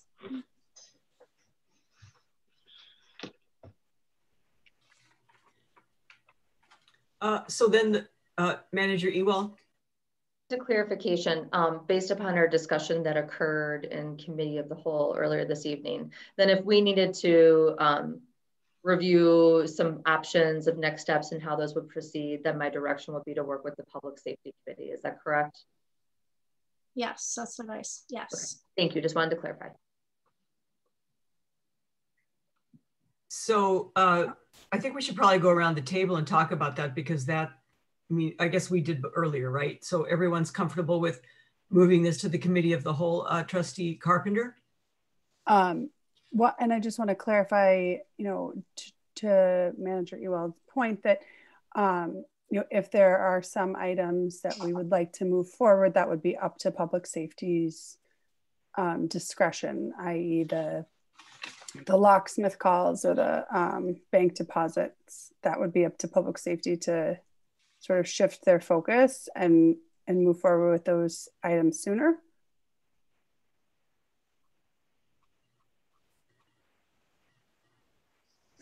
Bueller? I mean, my thought is that public safety would be involved on a very, you know, really hands-on on this. And so, yeah, so there would be regular, I mean, I don't know, at least once a month or you know, that there's an update to public safety. Of course, you're not on public safety, so you have to get somebody else to push it for you. So, but I guess my feeling is I would like to have the Public Safety Committee be very hands-on and involved to be able to keep, you know, not keep it on track, but keep an oar kind of in, you know? Okay. All right. Okay. Does anyone else have their hand raised? So the staff has asked us for, to confirm the action steps that are labeled IP. The motion. You muted yourself. Sorry, I'm sorry. So staff has asked for approval of action steps labeled IP in progress on the Excel spreadsheet. And instead we have a motion to confirm to proceed with policy items stated A through D, and then we added E, correct? Community engagement. Yeah. And Trustee Warren? I would say, and then also coming back regularly to public safety was part of the motion as well. So we could be more hands-on with all the smaller stuff, not smaller stuff, but stuff in smaller print on the table. Okay, and Manager Ewald, so are you comfortable with this? It doesn't give you the direction on those specific items that you had asked for. If the board's not that comfortable moving forward and would like public safety to review that, then that is the pleasure of the board and we will proceed in that manner. Okay, is there any further discussion? I see there's someone, Clerk Bruckman. So we have a citizen with his hand raised. Chuck, if you would like to unmute yourself and state your name and address, please. Hi, Chuck Carlson, 2606 East Olive Street. My question is, if this action plan is at the Public Safety Committee, will there be public comments from people at the Public Safety Committee? Thank you.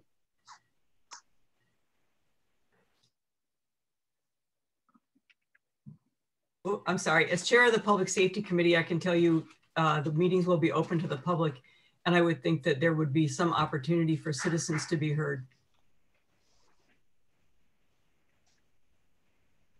Is there anyone else? There is not. Are we ready to vote on the question then? Clerk, would you please call the roll? Yes. So this would be to approve items A, B, C, and D, and adding E, community engagement, and to direct the village manager and police chief to return bi-monthly to the Public Safety Committee with updates. Trustee Stokebrand. Aye. Trustee Amenta. Aye. Trustee Ursing. Aye. Trustee Carpenter. Clicked in the wrong spot, sorry. Aye. Trustee Warren. Aye. Trustee Backhorst. Yes. Motion passes 6-0.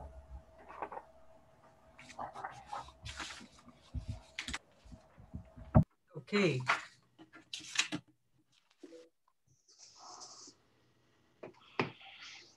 Okay, so do we, Manager Ewell, do you feel, I believe we've taken care of items 1 and 2, Roman numeral 3, confirm priorities, policies, and designate body to review. I believe we've just covered that ground also. Correct. So I think you're on the last one, which is discuss trustee communication in response to community feedback. Okay, so I was able to participate in a listening session with some members of the Shorewood Police Department. And what I can tell you is, in my view, it's important to get more feedback from the police department. It's important to get their perspective. And I don't know what shape that takes. Perhaps it's more trustees doing listening sessions. Maybe it's a town incorporated with one of the town halls that's proposed. I would defer to other trustees and to staff on how to do that. But that, my takeaway would be that I would encourage that we get more input from the police department. And Trustee Bockhorst, you also did one. Yeah, yep. Trustee Warren and I independently, just like you did, independently conducted one of these listening sessions, which I found incredibly informative. And to your point, Trustee Stokerbrand, we could request, I mean, we can't demand, but we could request, and I imagine the police department would be amenable to this, that there is a representative from SPD at our committee, or with us in committee, so that they can answer questions and also offer feedback. But again, you as being the chair would have, be able to limit and whatnot discussion. So that would be my recommendation.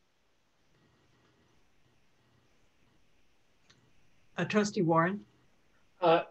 Just to clarify, my listening session was canceled, so I did not have the chance to participate in that. But I do agree with the principle of getting more feedback from the police themselves. After all, it's the department in which we've had this organizational study. We're seeking to create change, so you would want their input in the process and their partnership in the process. So I am supportive, in principle, with what Trustee Bockhorst and Trustee Stokerbrand have said. I hope that you're able to get your session rescheduled. Trustee Ursink? Any comment? I have no comment. Trustee Amenta? About getting more police input? Correct. Do you have anything further to add? Typically in the past, the board has not, just as like a for your own information thing. Maybe you would, meet with whoever you want. I mean, I personally have never, I personally have felt it was overstepping a bound for me to, for example, I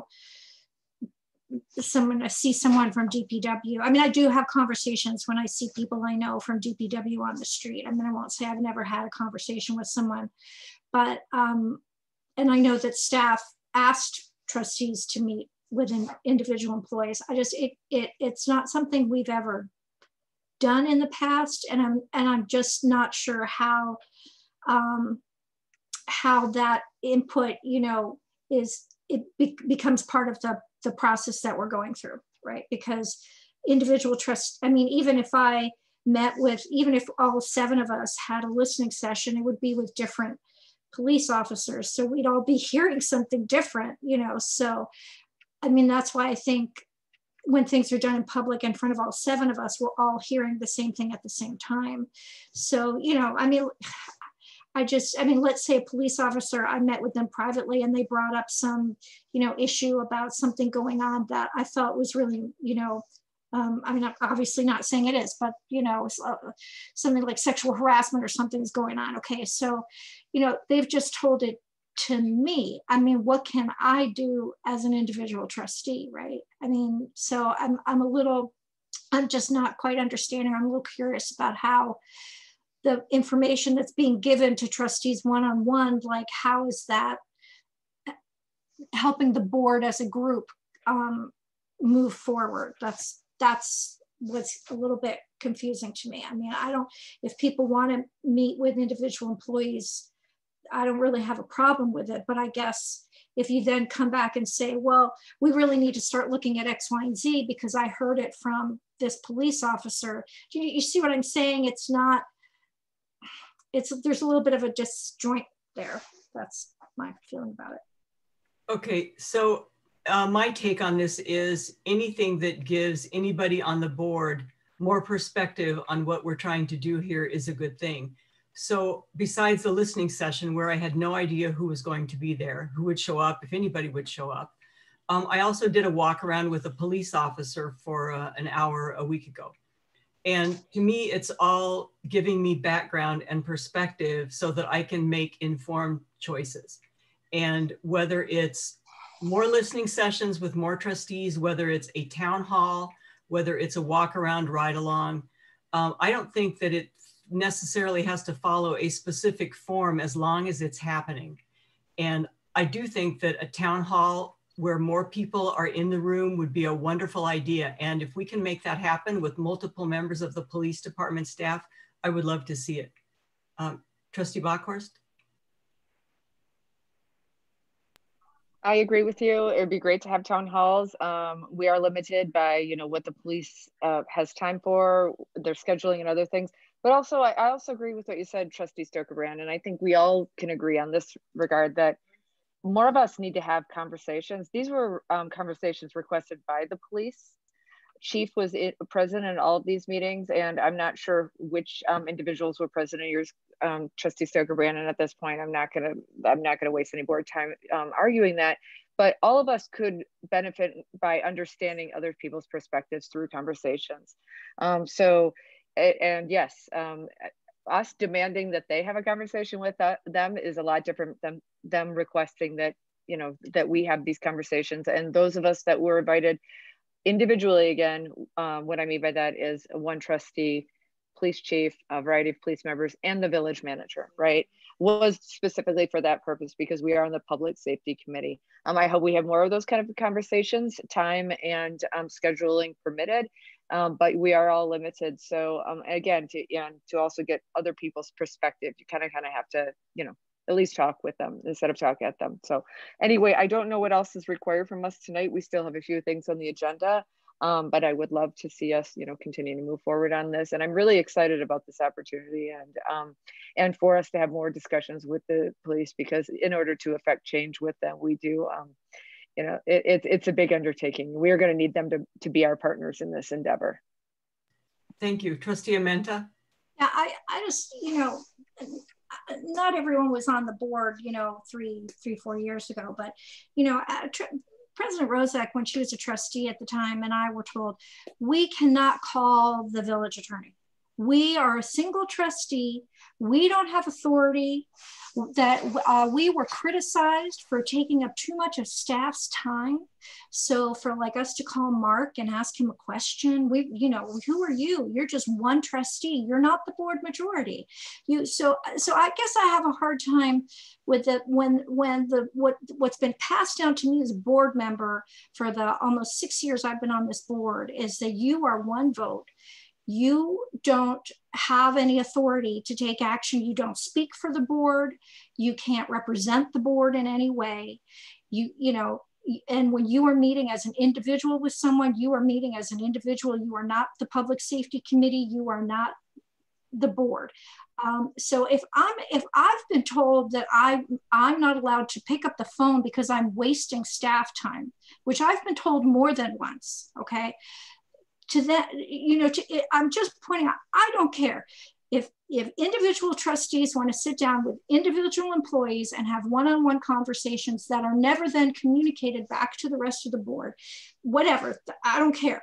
But I'm just saying the way the role of an individual trustee has been repeatedly, and Trustee Bockhorst has been the first one to say that you're just one person, you don't have any right, you don't represent anybody, so it's really out of keeping with how we have been instructed as trustees to act.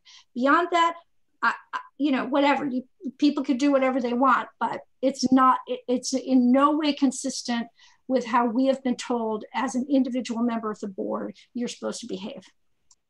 Trustee Stokerbrand? Can I take Manager Ewald first and then you, Trustee Bockhorst? Sure. I just want to let the board and the public kind of understand my perspective on board, trustee, and staff interactions. First, Trustee Amenta is correct. When members of our board interact one-on-one, they are not representative of the board. And she is correct in that that is the direction because it's the legal guidance. When the board acts, it only acts as a group. So there should be no level of expectation on anyone's behalf that any comment or something taken from one board member is representative of the board. And I think that our board right now does a very good job of making sure that's clear. But if it's not, I want to reiterate that, and I appreciate you bringing that to the discussion, Trustee Amenta. When it comes, I know that I've had a little bit of a different approach as your manager through half of your tenure here, where I want to hear from you. I want to hear from you with your questions and your dialogue, because not only does that take that, our staff takes that as a high level of interest, but we want to provide information to you for purposes of coming into meetings and being prepared and having that information. So I acknowledge that I have a little bit of a different style with that. And I've asked everybody, including board members, to just be knowledgeable of that, so that as requests come in, they're not asking for significant amounts of information that wouldn't otherwise be beneficial to the group. And many times we forward along some of the answers to those questions to the board. So I don't want to discourage anyone, but what I'm hearing maybe, and this is something for maybe Trustee Stokebrand and Trustee Warren, if you pursue a session, is what I'm hearing is that there is also maybe a desire to know how information will be reported back out in some sort to the group, because it may no different than questions that sometimes come into us as staff. We share them with other members of the village board if we find that they may be beneficial. That if that continues, we may want to think about what approach would make most sense for sharing that information with the group so that we can all learn together. Thank you. Trustee Bockhorst, did you have one? I do. Thank you. I'd like to clear some things up, but yeah, so historically and including today, we are always, and as Rebecca said, statutorily, one member of 7, and that includes the president. We don't have a mayor, we have 7 trustees, and one of them is the chair of the board or the village president. There's a nuance, there's a difference between us as board members calling and making demands, and I'm not saying that that's what Trustee Amenta is referring to, but versus staff members or us having discussions, of course, with staff members, or as well as in this situation, where the 3 members of the Public Safety Committee met individually, and I understand Trustee Warren's meeting did not happen because of scheduling or some conflict, but with members of the police department and the village manager. And again, that was at the request of the staff. So as a trustee, I'm not going to just tell staff, no, I'm not going to meet or discuss things with you that you find important, because I really want to understand, especially if we're going to be looking at making some institutional changes here, the perspective of others. And I would continue, and on anytime the police want to continue those discussions, they can, knowing that I am just one member on this board. Yes, I'm a member of the Public Safety Committee, but I did not, and I would imagine that Trustee Stokebrand did not, nor would Trustee Warren say, oh, we represent the entire, either whether it be the board or the Public Safety Committee. So I don't really think that we're talking about the same thing, but if you do have frustrations on this regard, Trustee Amenta, by all means, there are ways to work through these. Also, if you do want us to have a report, yeah, I would think that the 3 of us in committee me personally, you can just address the chair. The 3 of us, when we're in the Public Safety Committee, I'm sure we will work through a lot of the ways that we will want to report this, and at the guidance of Trustee Stokebrand, who is the chair of that committee, we will figure out, and also at the request of the rest of you guys, and whichever board member, we're all humans. We all need to talk more instead of talk at each other, and this is a conversation, but I understand there's a lot of tensions, a lot of frustrations, but I'll just speak for myself in this regard. I really enjoyed the opportunity to have that conversation with the police chief. the village manager who is there just as listening, right, and to facilitate the meeting, and 2 members from the police department, because it was very important to hear their perspective. Why they chose a small group versus a public forum, or maybe they will get to that, you know, that's up to them. I'm not going to insinuate, or I'm not going to pretend that I understand why, but I did appreciate the time. And I do think that if since this organizational study and all this is going to public safety, that it was a great exercise and opportunity for us as public safety members to hear their perspective. So anyway, I would like to move on though. I think this is a great discussion for items for future consideration. If we want to talk about how we're going to report back to the committees, or from the committee to the rest of the board, or on what kind of reporting and stuff like that. But I don't think that this right now is you know, where we're going to figure out all of that, or work through all of our kinks and issues that this board has had. So I would like to see us move on. Thank you. And I would like to say too, that one of the reasons I said I agreed to do it was because I thought it would be helpful in perhaps getting more police department staff to come and speak in an open forum. Trustee Amenta? I just want to say that if it was such a great exercise and such a great opportunity, then I think it should have been made available to the entire board and not just a few members. Well, and not knowing what it was going to be, I think that was one of the reasons that there was hesitation to get everyone involved until we knew what it was about. And having been through it, I can say it's worthwhile.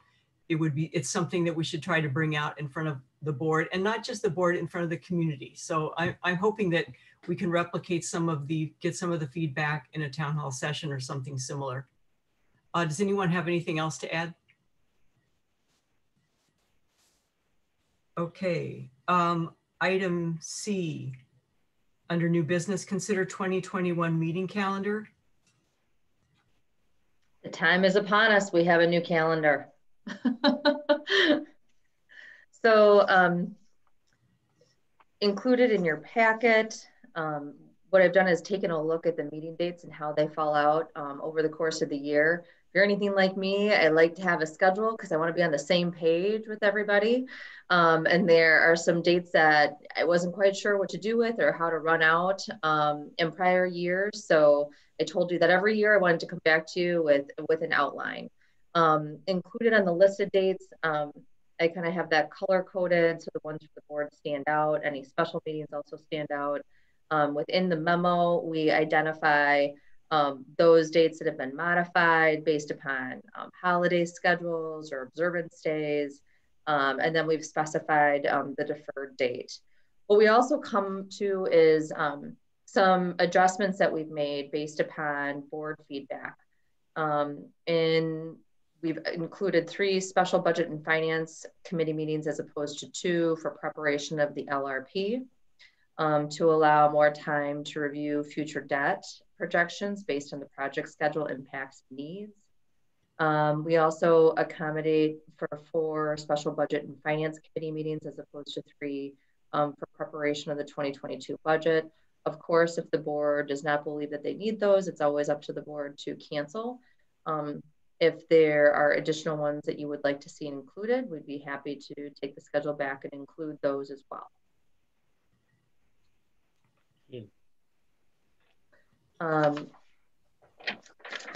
One of the other changes that we gave some additional thought to this year based upon some discussions that occurred regarding prioritization is that relative to the volunteer committees.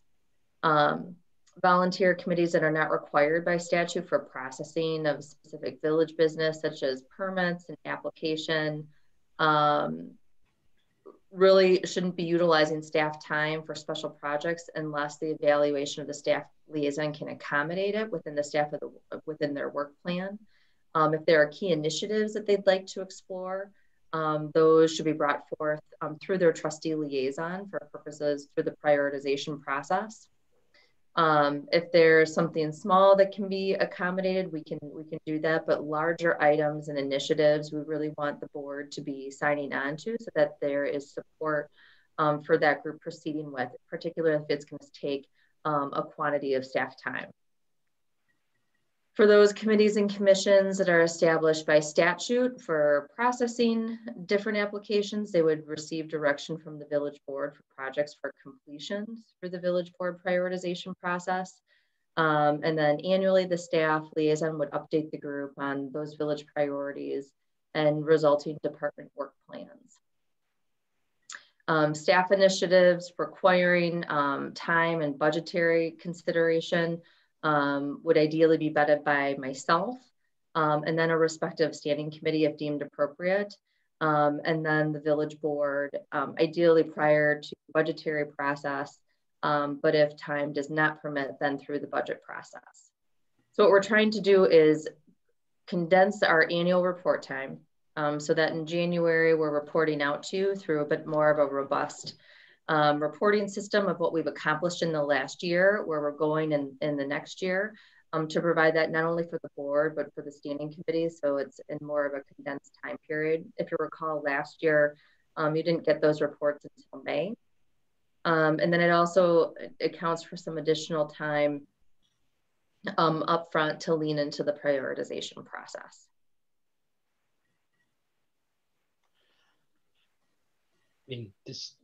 Okay, Trustee Amenta and then Trustee Warren. Where is prioritization? Is it what board, what meeting are you thinking we would have prioritization? Just flip into my sheet. Let's see here. Annual reports and requested initiative forms would be provided online to the village board for the start of that process beginning on March 2nd. Trustees would be responsible for submitting new initiatives and projects for consideration by the week of May 17th through May 28th. During that time frame, I would also be following up with trustees to review those that are submitted, to review cost and time analysis impact. The village board would then review current and proposed trustee initiatives submitted for 2021 and 2022 on June 7th and June 21st. The village board. Okay, that's good. That's fine. I just, so what you're saying is that volunteer committees, like they'll go through the same process they have in the past of saying these are our proposed initiatives for next year. And what you're just saying is staff liaison, you know, if it's on that list that's gone through prioritization, that they would work on it. But if it's something in addition to that list, that there may not be staff time to do it. Is that what you're saying? Yeah, we want to give the volunteer committees are outstanding. They do, some of them do an incredible amount of time and work that they do on their own. So we're just recognizing the fact that we want them to work on things that they would want to work on. However, if it involves a significant portion of staff time, we want to be able to have that check-in with the board, because if it's taking away from initiatives of the board, from the overall village objective that we want to work on, we want to push that through the initiatives process. And then your last one about staff initiatives, wouldn't they go, so are you proposing a different process that we've done before where we have each department does a list of accomplishments and then initiatives for the next year? Are you proposing something different from that? They would still be reporting on what they did the last year and coming up in the preceding year, but we would ask for a more robust reporting out. So I know Trustee Amento, you've been one of the people who has asked for some more information in terms of what we're doing, what the forecast is in terms of projects and what we're looking to accomplish. We're looking to beef that up a little bit more so we can lean into a better reporting system on an annual basis. Okay.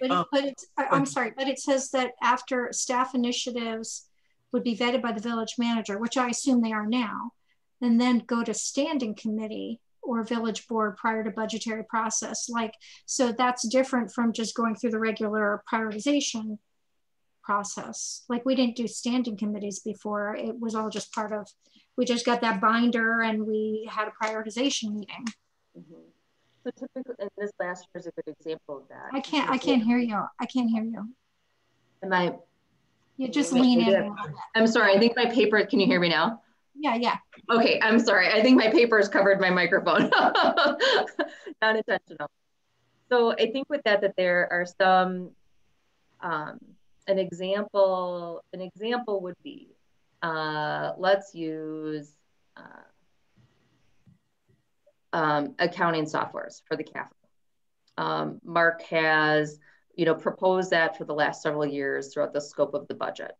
What I'm suggesting is that those get vetted, and that if there's a forum to continue that vetting, that occur at a standing committee prior to engagement in the budget process, so that some direction is being provided from policy weigh-in prior to getting to a draft budget.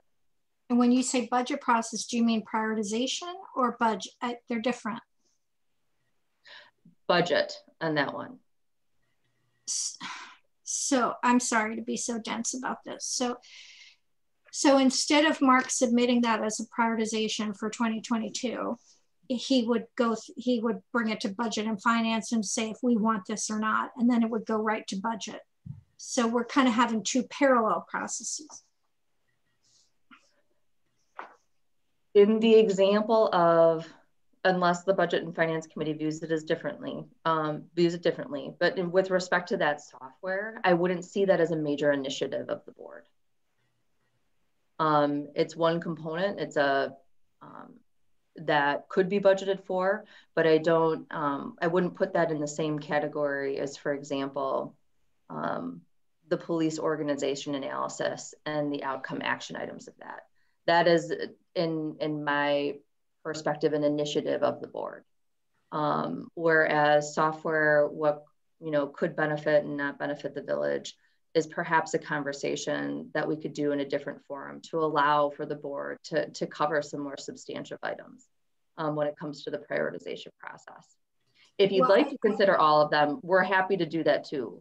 No, I've said this every year, that prioritization, we throw everything in, and it's all apples and oranges. So I think that makes sense, but also I'm not really getting a definition here either of what you consider something to go with prioritization and what you think should go the other route. So I think I don't understand it because there's not a definition. I think you raise a really good point. I think it's something that we've all struggled with through the process, because sometimes we want to throw in everything in the kitchen sink, and then sometimes we want to keep it high level. So we can definitely go back and take a look at adding some greater definition to that. I think that's something that would help everybody. And Trustee Warren, did you have a question? I think that sorry. I think some more definition would certainly help on that point. On the meeting dates point, I do like the addition of the kind of not optional meeting, but meeting if we need it. That way we won't run tight on time during the budget cycle. The one thing I won't change, I won't move to change the meetings, but the one thing I always say every single year is I wish that meeting that falls right around the 4th of July, I wish that was we made that the second or the third Monday in July, or 1 July meeting. But I think that's not something that I feel the need to really make a priority. But I was going to say the meeting schedule to me looks fine. I like the addition of the extra meetings. We can certainly cancel them if we get through our items more quickly. So all that looks fine, and I think we'd benefit from a little more definition about what goes where. I think we can certainly take that offline, and if you could come up with a little more definition, I think that'd be good as well. Okay, thank you. And Trustee Bockhorst? Yes, thank you. So over the course of the 7 years I've been on the board, or 8 years, I guess, we have added a substantial amount of meetings to the list. I would love us to kind of go back. I understand what you're saying, what Trustee Warren was saying before. However, we do have more meetings, longer meetings, etc. I also, in the past, I had thought, and maybe we did this for President's Day, where we didn't move it to the Tuesday because Village Hall was open. But is Village Hall closed on the 18th, Monday the 18th? I know that must be MLK Day. Is that why we're having the meeting on Tuesday, the 19th? That's one of the questions I would have, because I thought in the past we were going to move those back, but I could have been mistaken. So our code has specified, and we all agree that the code's outdated. We've all said we want to go back and take a look at it, and we will with all those processes when we go in back and evaluate Chapter 155. However, the code had called for us to not meet on President's Day. And so I touched base with the board about that because I wasn't hearing any desire on behalf of the board to not meet on that day. So we continued to meet on President's Day. However, the board did voice that they did not want to meet on MLK Day. Okay. So we made that consistent with last year. We're still open on that day. We're open on both days. So as a lot of people think that we're closed on federal holidays, and we're not. Some just happen to fall connected, but these don't. So those 2 dates you do see a shuffle. But we would meet on President's Day. We would not meet on MLK Day, and we would defer to the next. Okay, appreciate that. Oh, I'm sorry, you're done, Rebecca? Nope, I'm done. Yep. Okay, and then where was it? To Trustee Warren's point, I mean, I guess maybe there's just no way to do this, but the Monday meetings before primaries and general elections, whether it's spring or fall, you know, are, I know, problematic for staff, but maybe it's not an issue, and maybe there's no solution, and maybe that's something that we could, if we did that, something along item for future consideration, would look at changing. But other than that, yeah, we have, it's a pretty a lot of meetings, and it's great to have. I appreciate this list well in advance so that we can make plans and adjust accordingly. So I guess with that, I move to approve the let's see, I move to approve the 2021 meeting dates. Second. We have a motion by Trustee Bachor, seconded by Trustee Carpenter. Is there any further discussion? Seeing none, Clerk Bruckman, will you call the roll, please? Trustee Warren. Aye. Trustee Carpenter. Aye. Trustee Amenta. Aye. Trustee Bachor. Yes. Trustee Ursink. Yes. Trustee Stokebrand. Aye. Motion passes 6-0. Okay, thank you. Reports of village officials. No president here tonight, so I will move on to village trustees. I'll go first. I would like to encourage everyone to do a walk along, a ride along, whatever you can with a police officer. If you call the non-emergency number, they'll set it up for you. That's all I have. Anyone else? Trustee Amenta? Yeah, I do want to announce I'm not going to be seeking re-election to the village board next year. I have personal and professional things I'd like to be able to dedicate my time to, and that really require some attention. I'm going to be going back to part-time employment with the policy forum, which I gave up in order to be a trustee. I do want to say, I think most of the things I set out to accomplish, I have been able to accomplish. I'm proud that we have gotten some alleys paved. I'm proud that in January, we will be talking about a TIF policy, which was one of the main reasons I ran. You know, I don't know most trustees. I think Trustee Bachrosh is the only one who was on the board when I came on. One of my first meetings, you know, I voted no on something. Initially in the minutes, it would just say the vote 6-1, and it didn't even identify who it was who voted the nay vote. And I think it was Trustee Maher who said, well, don't you want the minutes to show that you, I was like, yeah, that would be nice.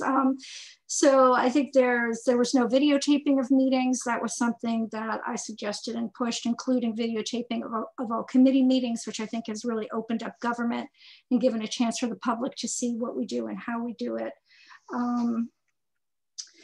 Let me see. Yeah, I'm proud of the votes I've taken on taxes and doing what we could to have some sensitivity to increasing tax rates in the village. So I feel pretty good about what I've done. I feel glad to be moving on to other things. And you know, you haven't gotten rid of me yet. I'll be here for 4 more months, but I wish everybody the best of luck. Thanks. Thank you, Trustee Bachrosh, Trustee Amanda, for your service. Trustee Ursink? Yes, I agree. Thank you, Trustee Amanda, for everything you've done for this village. To dovetail on that, I just wanted to give a quick update that we did have a candidate gathering that I was a part of.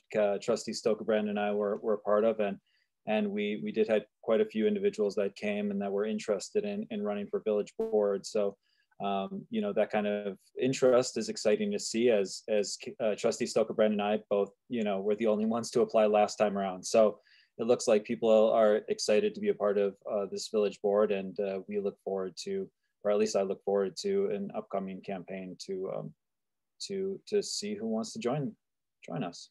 And also just a quick note that Lake Bluff, the ice rink at Lake Bluff is, you know, I know the ice captains have filled it with water, and now we are waiting for that to freeze, and we will have an ice rink at Lake Bluff within hopefully the next week or so. Okay, thank you. Trustee Warren? Just a question on that. Are they, I'm assuming they are not opening the warming house, or are they? No, we are not opening, or I should say the warming house will not be open this year. So we're recommending people get their own skates. Some people have donated skates that we will try to find homes for. And I've already seen and heard from a lot of individuals that were frequenters of the rentals last year that have already purchased skates this year. So, you know, you know, everything should be fine. And we got approval from, I think, the principal of Lake Bluff, the superintendent, as well as North Shore Health Department. So. Okay, thank you. Trustee Bockhorst. Thank you. Also, I also want to thank you, Trustee Amenta, for your service. In your tenure on the board, we have been able to accomplish a lot of great things. I enjoyed working with you and Trustee Maher over the 9 months, or was it Maher at first and then Zovic? I can't remember, regarding the B ordinance. But you know, we've gone through a lot in a short period of time on this board, and it takes a lot of dedication from anyone who's willing to serve. Put yourself out here, take the hits, whether it's on the board, in social media, in the community, and beyond. The work of the Wisconsin Policy Forum is phenomenal. In fact, that was part of my board report tonight, is that their annual meeting is in January. You can sign up. You probably all have received an email with an invitation. If not, let me know and I'll send you, or you just go on their website. It's free and available to the public. Also, one other, that's my other board report. Well, Trustee Amenta covered it, although I would hope that, I know President Rozek's not here, so I guess we won't know whether or not she is officially not running or running. And I guess that would just leave Trustee Carpenter, who may or may not have a report tonight regarding that. But I did want to ask if the village board members, I believe it was Trustee Ursink and Trustee Carpenter, I believe, attended a meeting, a small meeting with St. Roberts, some administration from St. Roberts, as well as, if I'm not mistaken, village manager Ewald, and would love to, I guess it doesn't have to be tonight, but would love to get a report on that, just, you know, what occurred during that meeting, and if there's anything, because we have had a lot of contact, many of us, from community members, you know, during the COVID environment about schooling at St. Roberts, and just was hoping to get a report, if not tonight, at another date. So that's all I have for those items. Thank you. And Manager Ewald? Oh, I'm sorry, Trustee Warren. I just wanted to piggyback. I wanted to thank you, Trustee Amenta, for everything over the years. It's been a pleasure working with you, and thank you so much for your contributions to the village. I also promise I'll continue to work on the bocce court that we've been trying for about 3 or 4 years to get into place. I won't drop it. You have my word. No pun intended. Manager Ewald. No report. Okay, items for future consideration. Trustee Amenta, there's something. Yeah, I would like to, I was really concerned when we got an email from the priest at St. Roberts that he feels that the village is trying to shut down their school. And I gather he made some comments to the entire congregation, you know, and that, I mean, that has never been, I mean, this board has never discussed that. We've never discussed opening the public schools or closing St. Roberts. I mean, that just has not been anything that we have ever discussed as a board. And I just feel like St. Roberts, I mean, I think they've been over a century. I don't know exactly how long, but they're an integral part of our community. And I feel like somehow they've gotten the impression that this board has some animus towards them. And I personally don't feel that in any way. And I appreciate that they offer a choice for people and educational choice. And I appreciate all the other contributions that they make. I appreciate that they make their facility available for concerts, which I've been to their facility. And I just don't, I feel like we need to, if not pass a resolution, we need to at least, be clear as a board that there's absolutely no bad feeling towards them or on the part of this board in any way. Trustee Bockhorst? I just had a question. I did not receive this email that you're referring to, and I was scanning through my emails here. So I only heard, and I hate to take things in hearsay, and then because I wasn't at St. Robert's, I wasn't in the at the sermon that allegedly there was some all of this information. But I guess what I'd like to say is, yeah, there is a lot of misunderstanding in this community, and the really only way that we can get through that is if we have the discourse and dialogue and communication and conversation. So perhaps, going forward, when people do have these kind of things, it's always best to get your information straight from the horse's mouth. So I don't have, if you want to forward that email on to me, Trustee Amenta, I would really appreciate it, because I don't have the email that you're referencing. I don't know if it was sent to just select board members, but that's all I have to say on that. Yeah, he sent Eric's father, Hernandez. I didn't get it either, so I would appreciate a copy too. He sent it to President Rozek, me. Wait. No, that was my response to him. Jessica, you got it, right? Yeah, I was actually Rebecca manager email on that, and I had several conversations later last week about the particular email that you're referencing, and I was just wondering if maybe Rebecca could just give us an update. Sure, and I'd be happy to send you all the email. The priest for St. Robert's was under the impression that the village board did not care for the school to operate. It was clarified when we received that information. It was clarified with him that there's been no actions taken on behalf of this board to close the school. And that while there may be various opinions on the village board, that the board acts in unison, and that there's been no action in that regard. I do also believe that there is a positive meeting that took place with Trustee Carpenter and Trustee Ursink and North Shore Health Department and some members of the St. Robert's Parish to kind of talk through and clear up third-party information or things that have been heard and talk through things to a specific degree. I had to jump off that call prior to the conclusion, but from my understanding, all parties felt that it was productive. It cleared up some things and allowed the groups to move forward in a positive manner. Thank you. Go ahead. I'm sorry, I didn't mean to cut you off. No, I was just going to say, I see that Trustee Ursink has his hand raised. And Trustee Ursink, thank you. Manager Ewell. Thank you. Yeah, so Trustee Carpenter and I had a really great conversation with Father and Lauren, the principal over there. This is after, I've gotten more emails than just from one person about this, so, when I see that, I think all of us as board members, when we see concern from our residents about an issue, we tend to take action. We investigate, we look into things. In this particular matter, when I received an email from a teacher, when I received an email from a couple parents, I said, let's see what's going on here.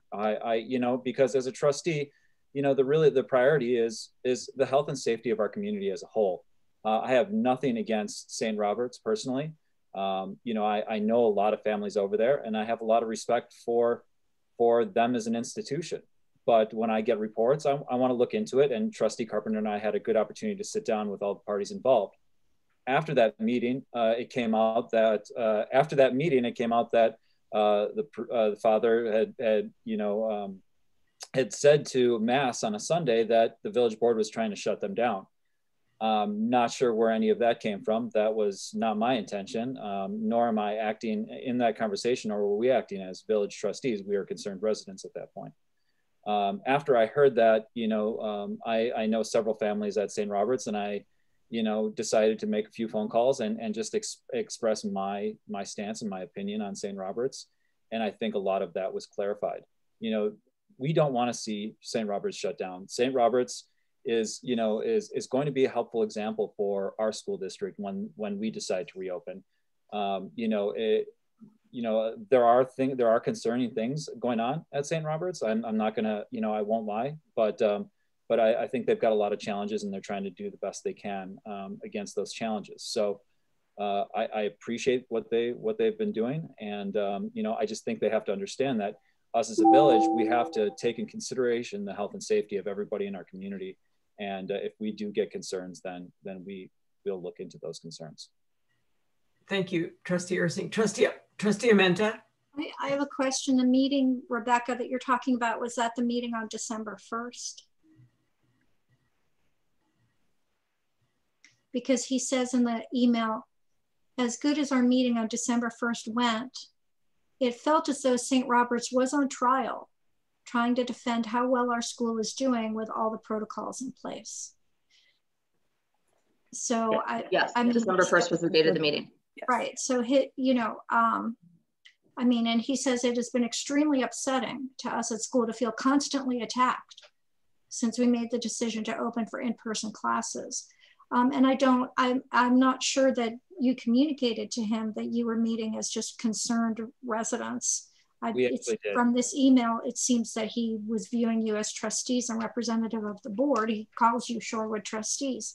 And I'm not sure why.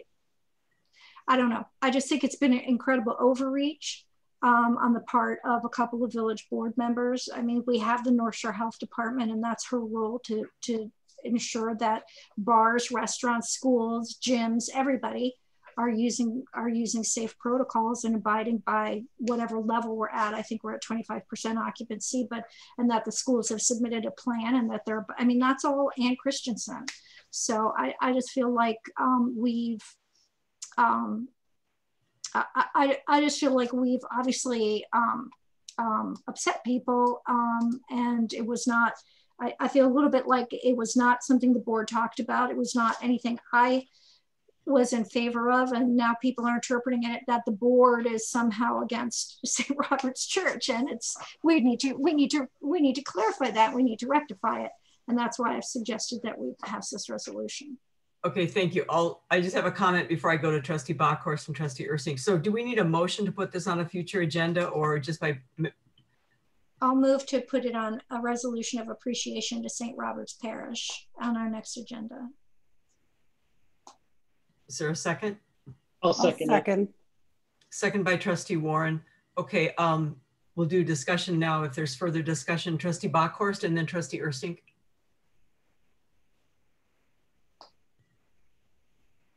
Personally, for something like this, while I do appreciate everything they're doing, I couldn't support passing this without also acknowledging all the educational institutions here in Shorewood. I mean, everybody's under incredible pressure and workload, both virtual and in person. So to reach out to one and create a resolution for one and not the other is not something that I can agree with, and that's my stance.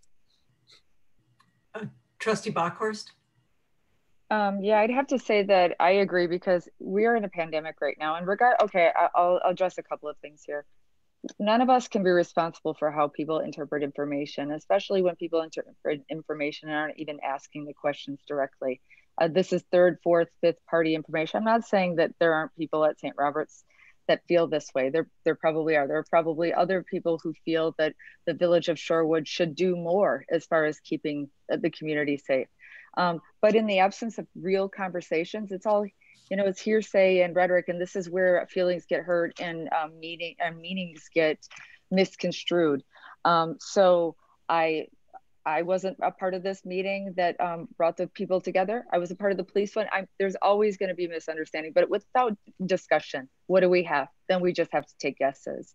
So I'm not sure that a resolution supporting a private institution in Shorewood without recognizing all of the other educational institutions, as Trustee Ursink had mentioned, is really appropriate form of our government time.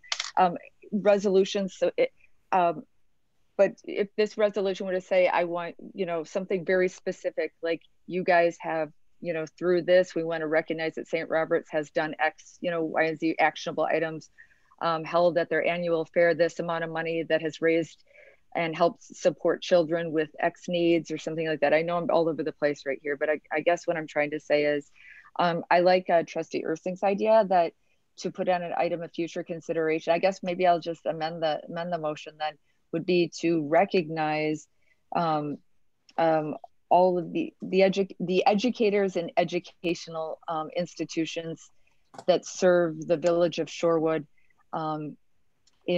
during these during these very troubling and stressful times.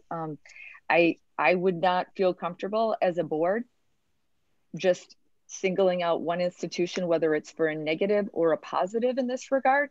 So, and I think by only recognizing one institution, that's tacit endorsement of private parochial educational system. And that's something that I'm not comfortable doing without. So I would be more inclined to, and again, this is just to get this on an item for future consideration. We're not adopting or passing anything tonight. But what I would say is I would amend the motion to do a resolution thanking the educational community of Shorewood at all levels. We have preschools here, we have after school daycare, and we also have a lot of educators, and we also have UWM students and faculty who teach and who put their lives on the line to be in person or have had to make really drastic changes, including a lot of the teachers. If any of you have spoken with teachers in the school district right now of Shorewood, of the public school, for example, the amount of time that they have to spend it's increased considerably because of the changing needs of the pandemic environment. So I would make this more of a generic statement, or at least a discussion. And if in committee, when this comes up, if members wanted to say, okay, no, we want to do a separate resolution for St. Robert's, a separate resolution for Shorewood School District, separate resolutions for Corazon, a separate resolution for whichever, I know there's a preschool over at the Lutheran Church, etc., that we do that. But so that's where I would go. So I will move to amend. I would second for your motion. Okay, so yeah, I'm going to amend the motion to be Trustee Bockhorst, and it's seconded by Trustee Ursink to include all educational organizations in the village. And educators and educational. Yeah. Okay. So we have a motion and a second. Trustee Amenta? The reason that this is necessary is because St. Robert's was singled out. It's not singling out it's because you already singled out St. Robert's, and now we have to go back and mend some fences. So to say that this is singling out is ridiculous. It's to fix the problem that was created by singling out St. Robert's. Okay, Trustee Bockhorst and Trustee Ursink, and then I think we'll take a vote on the motion. Trustee Bockhorst first? Well, Ursink was up first. I'll go after him. I'm sorry. He might say what I'm going to say faster.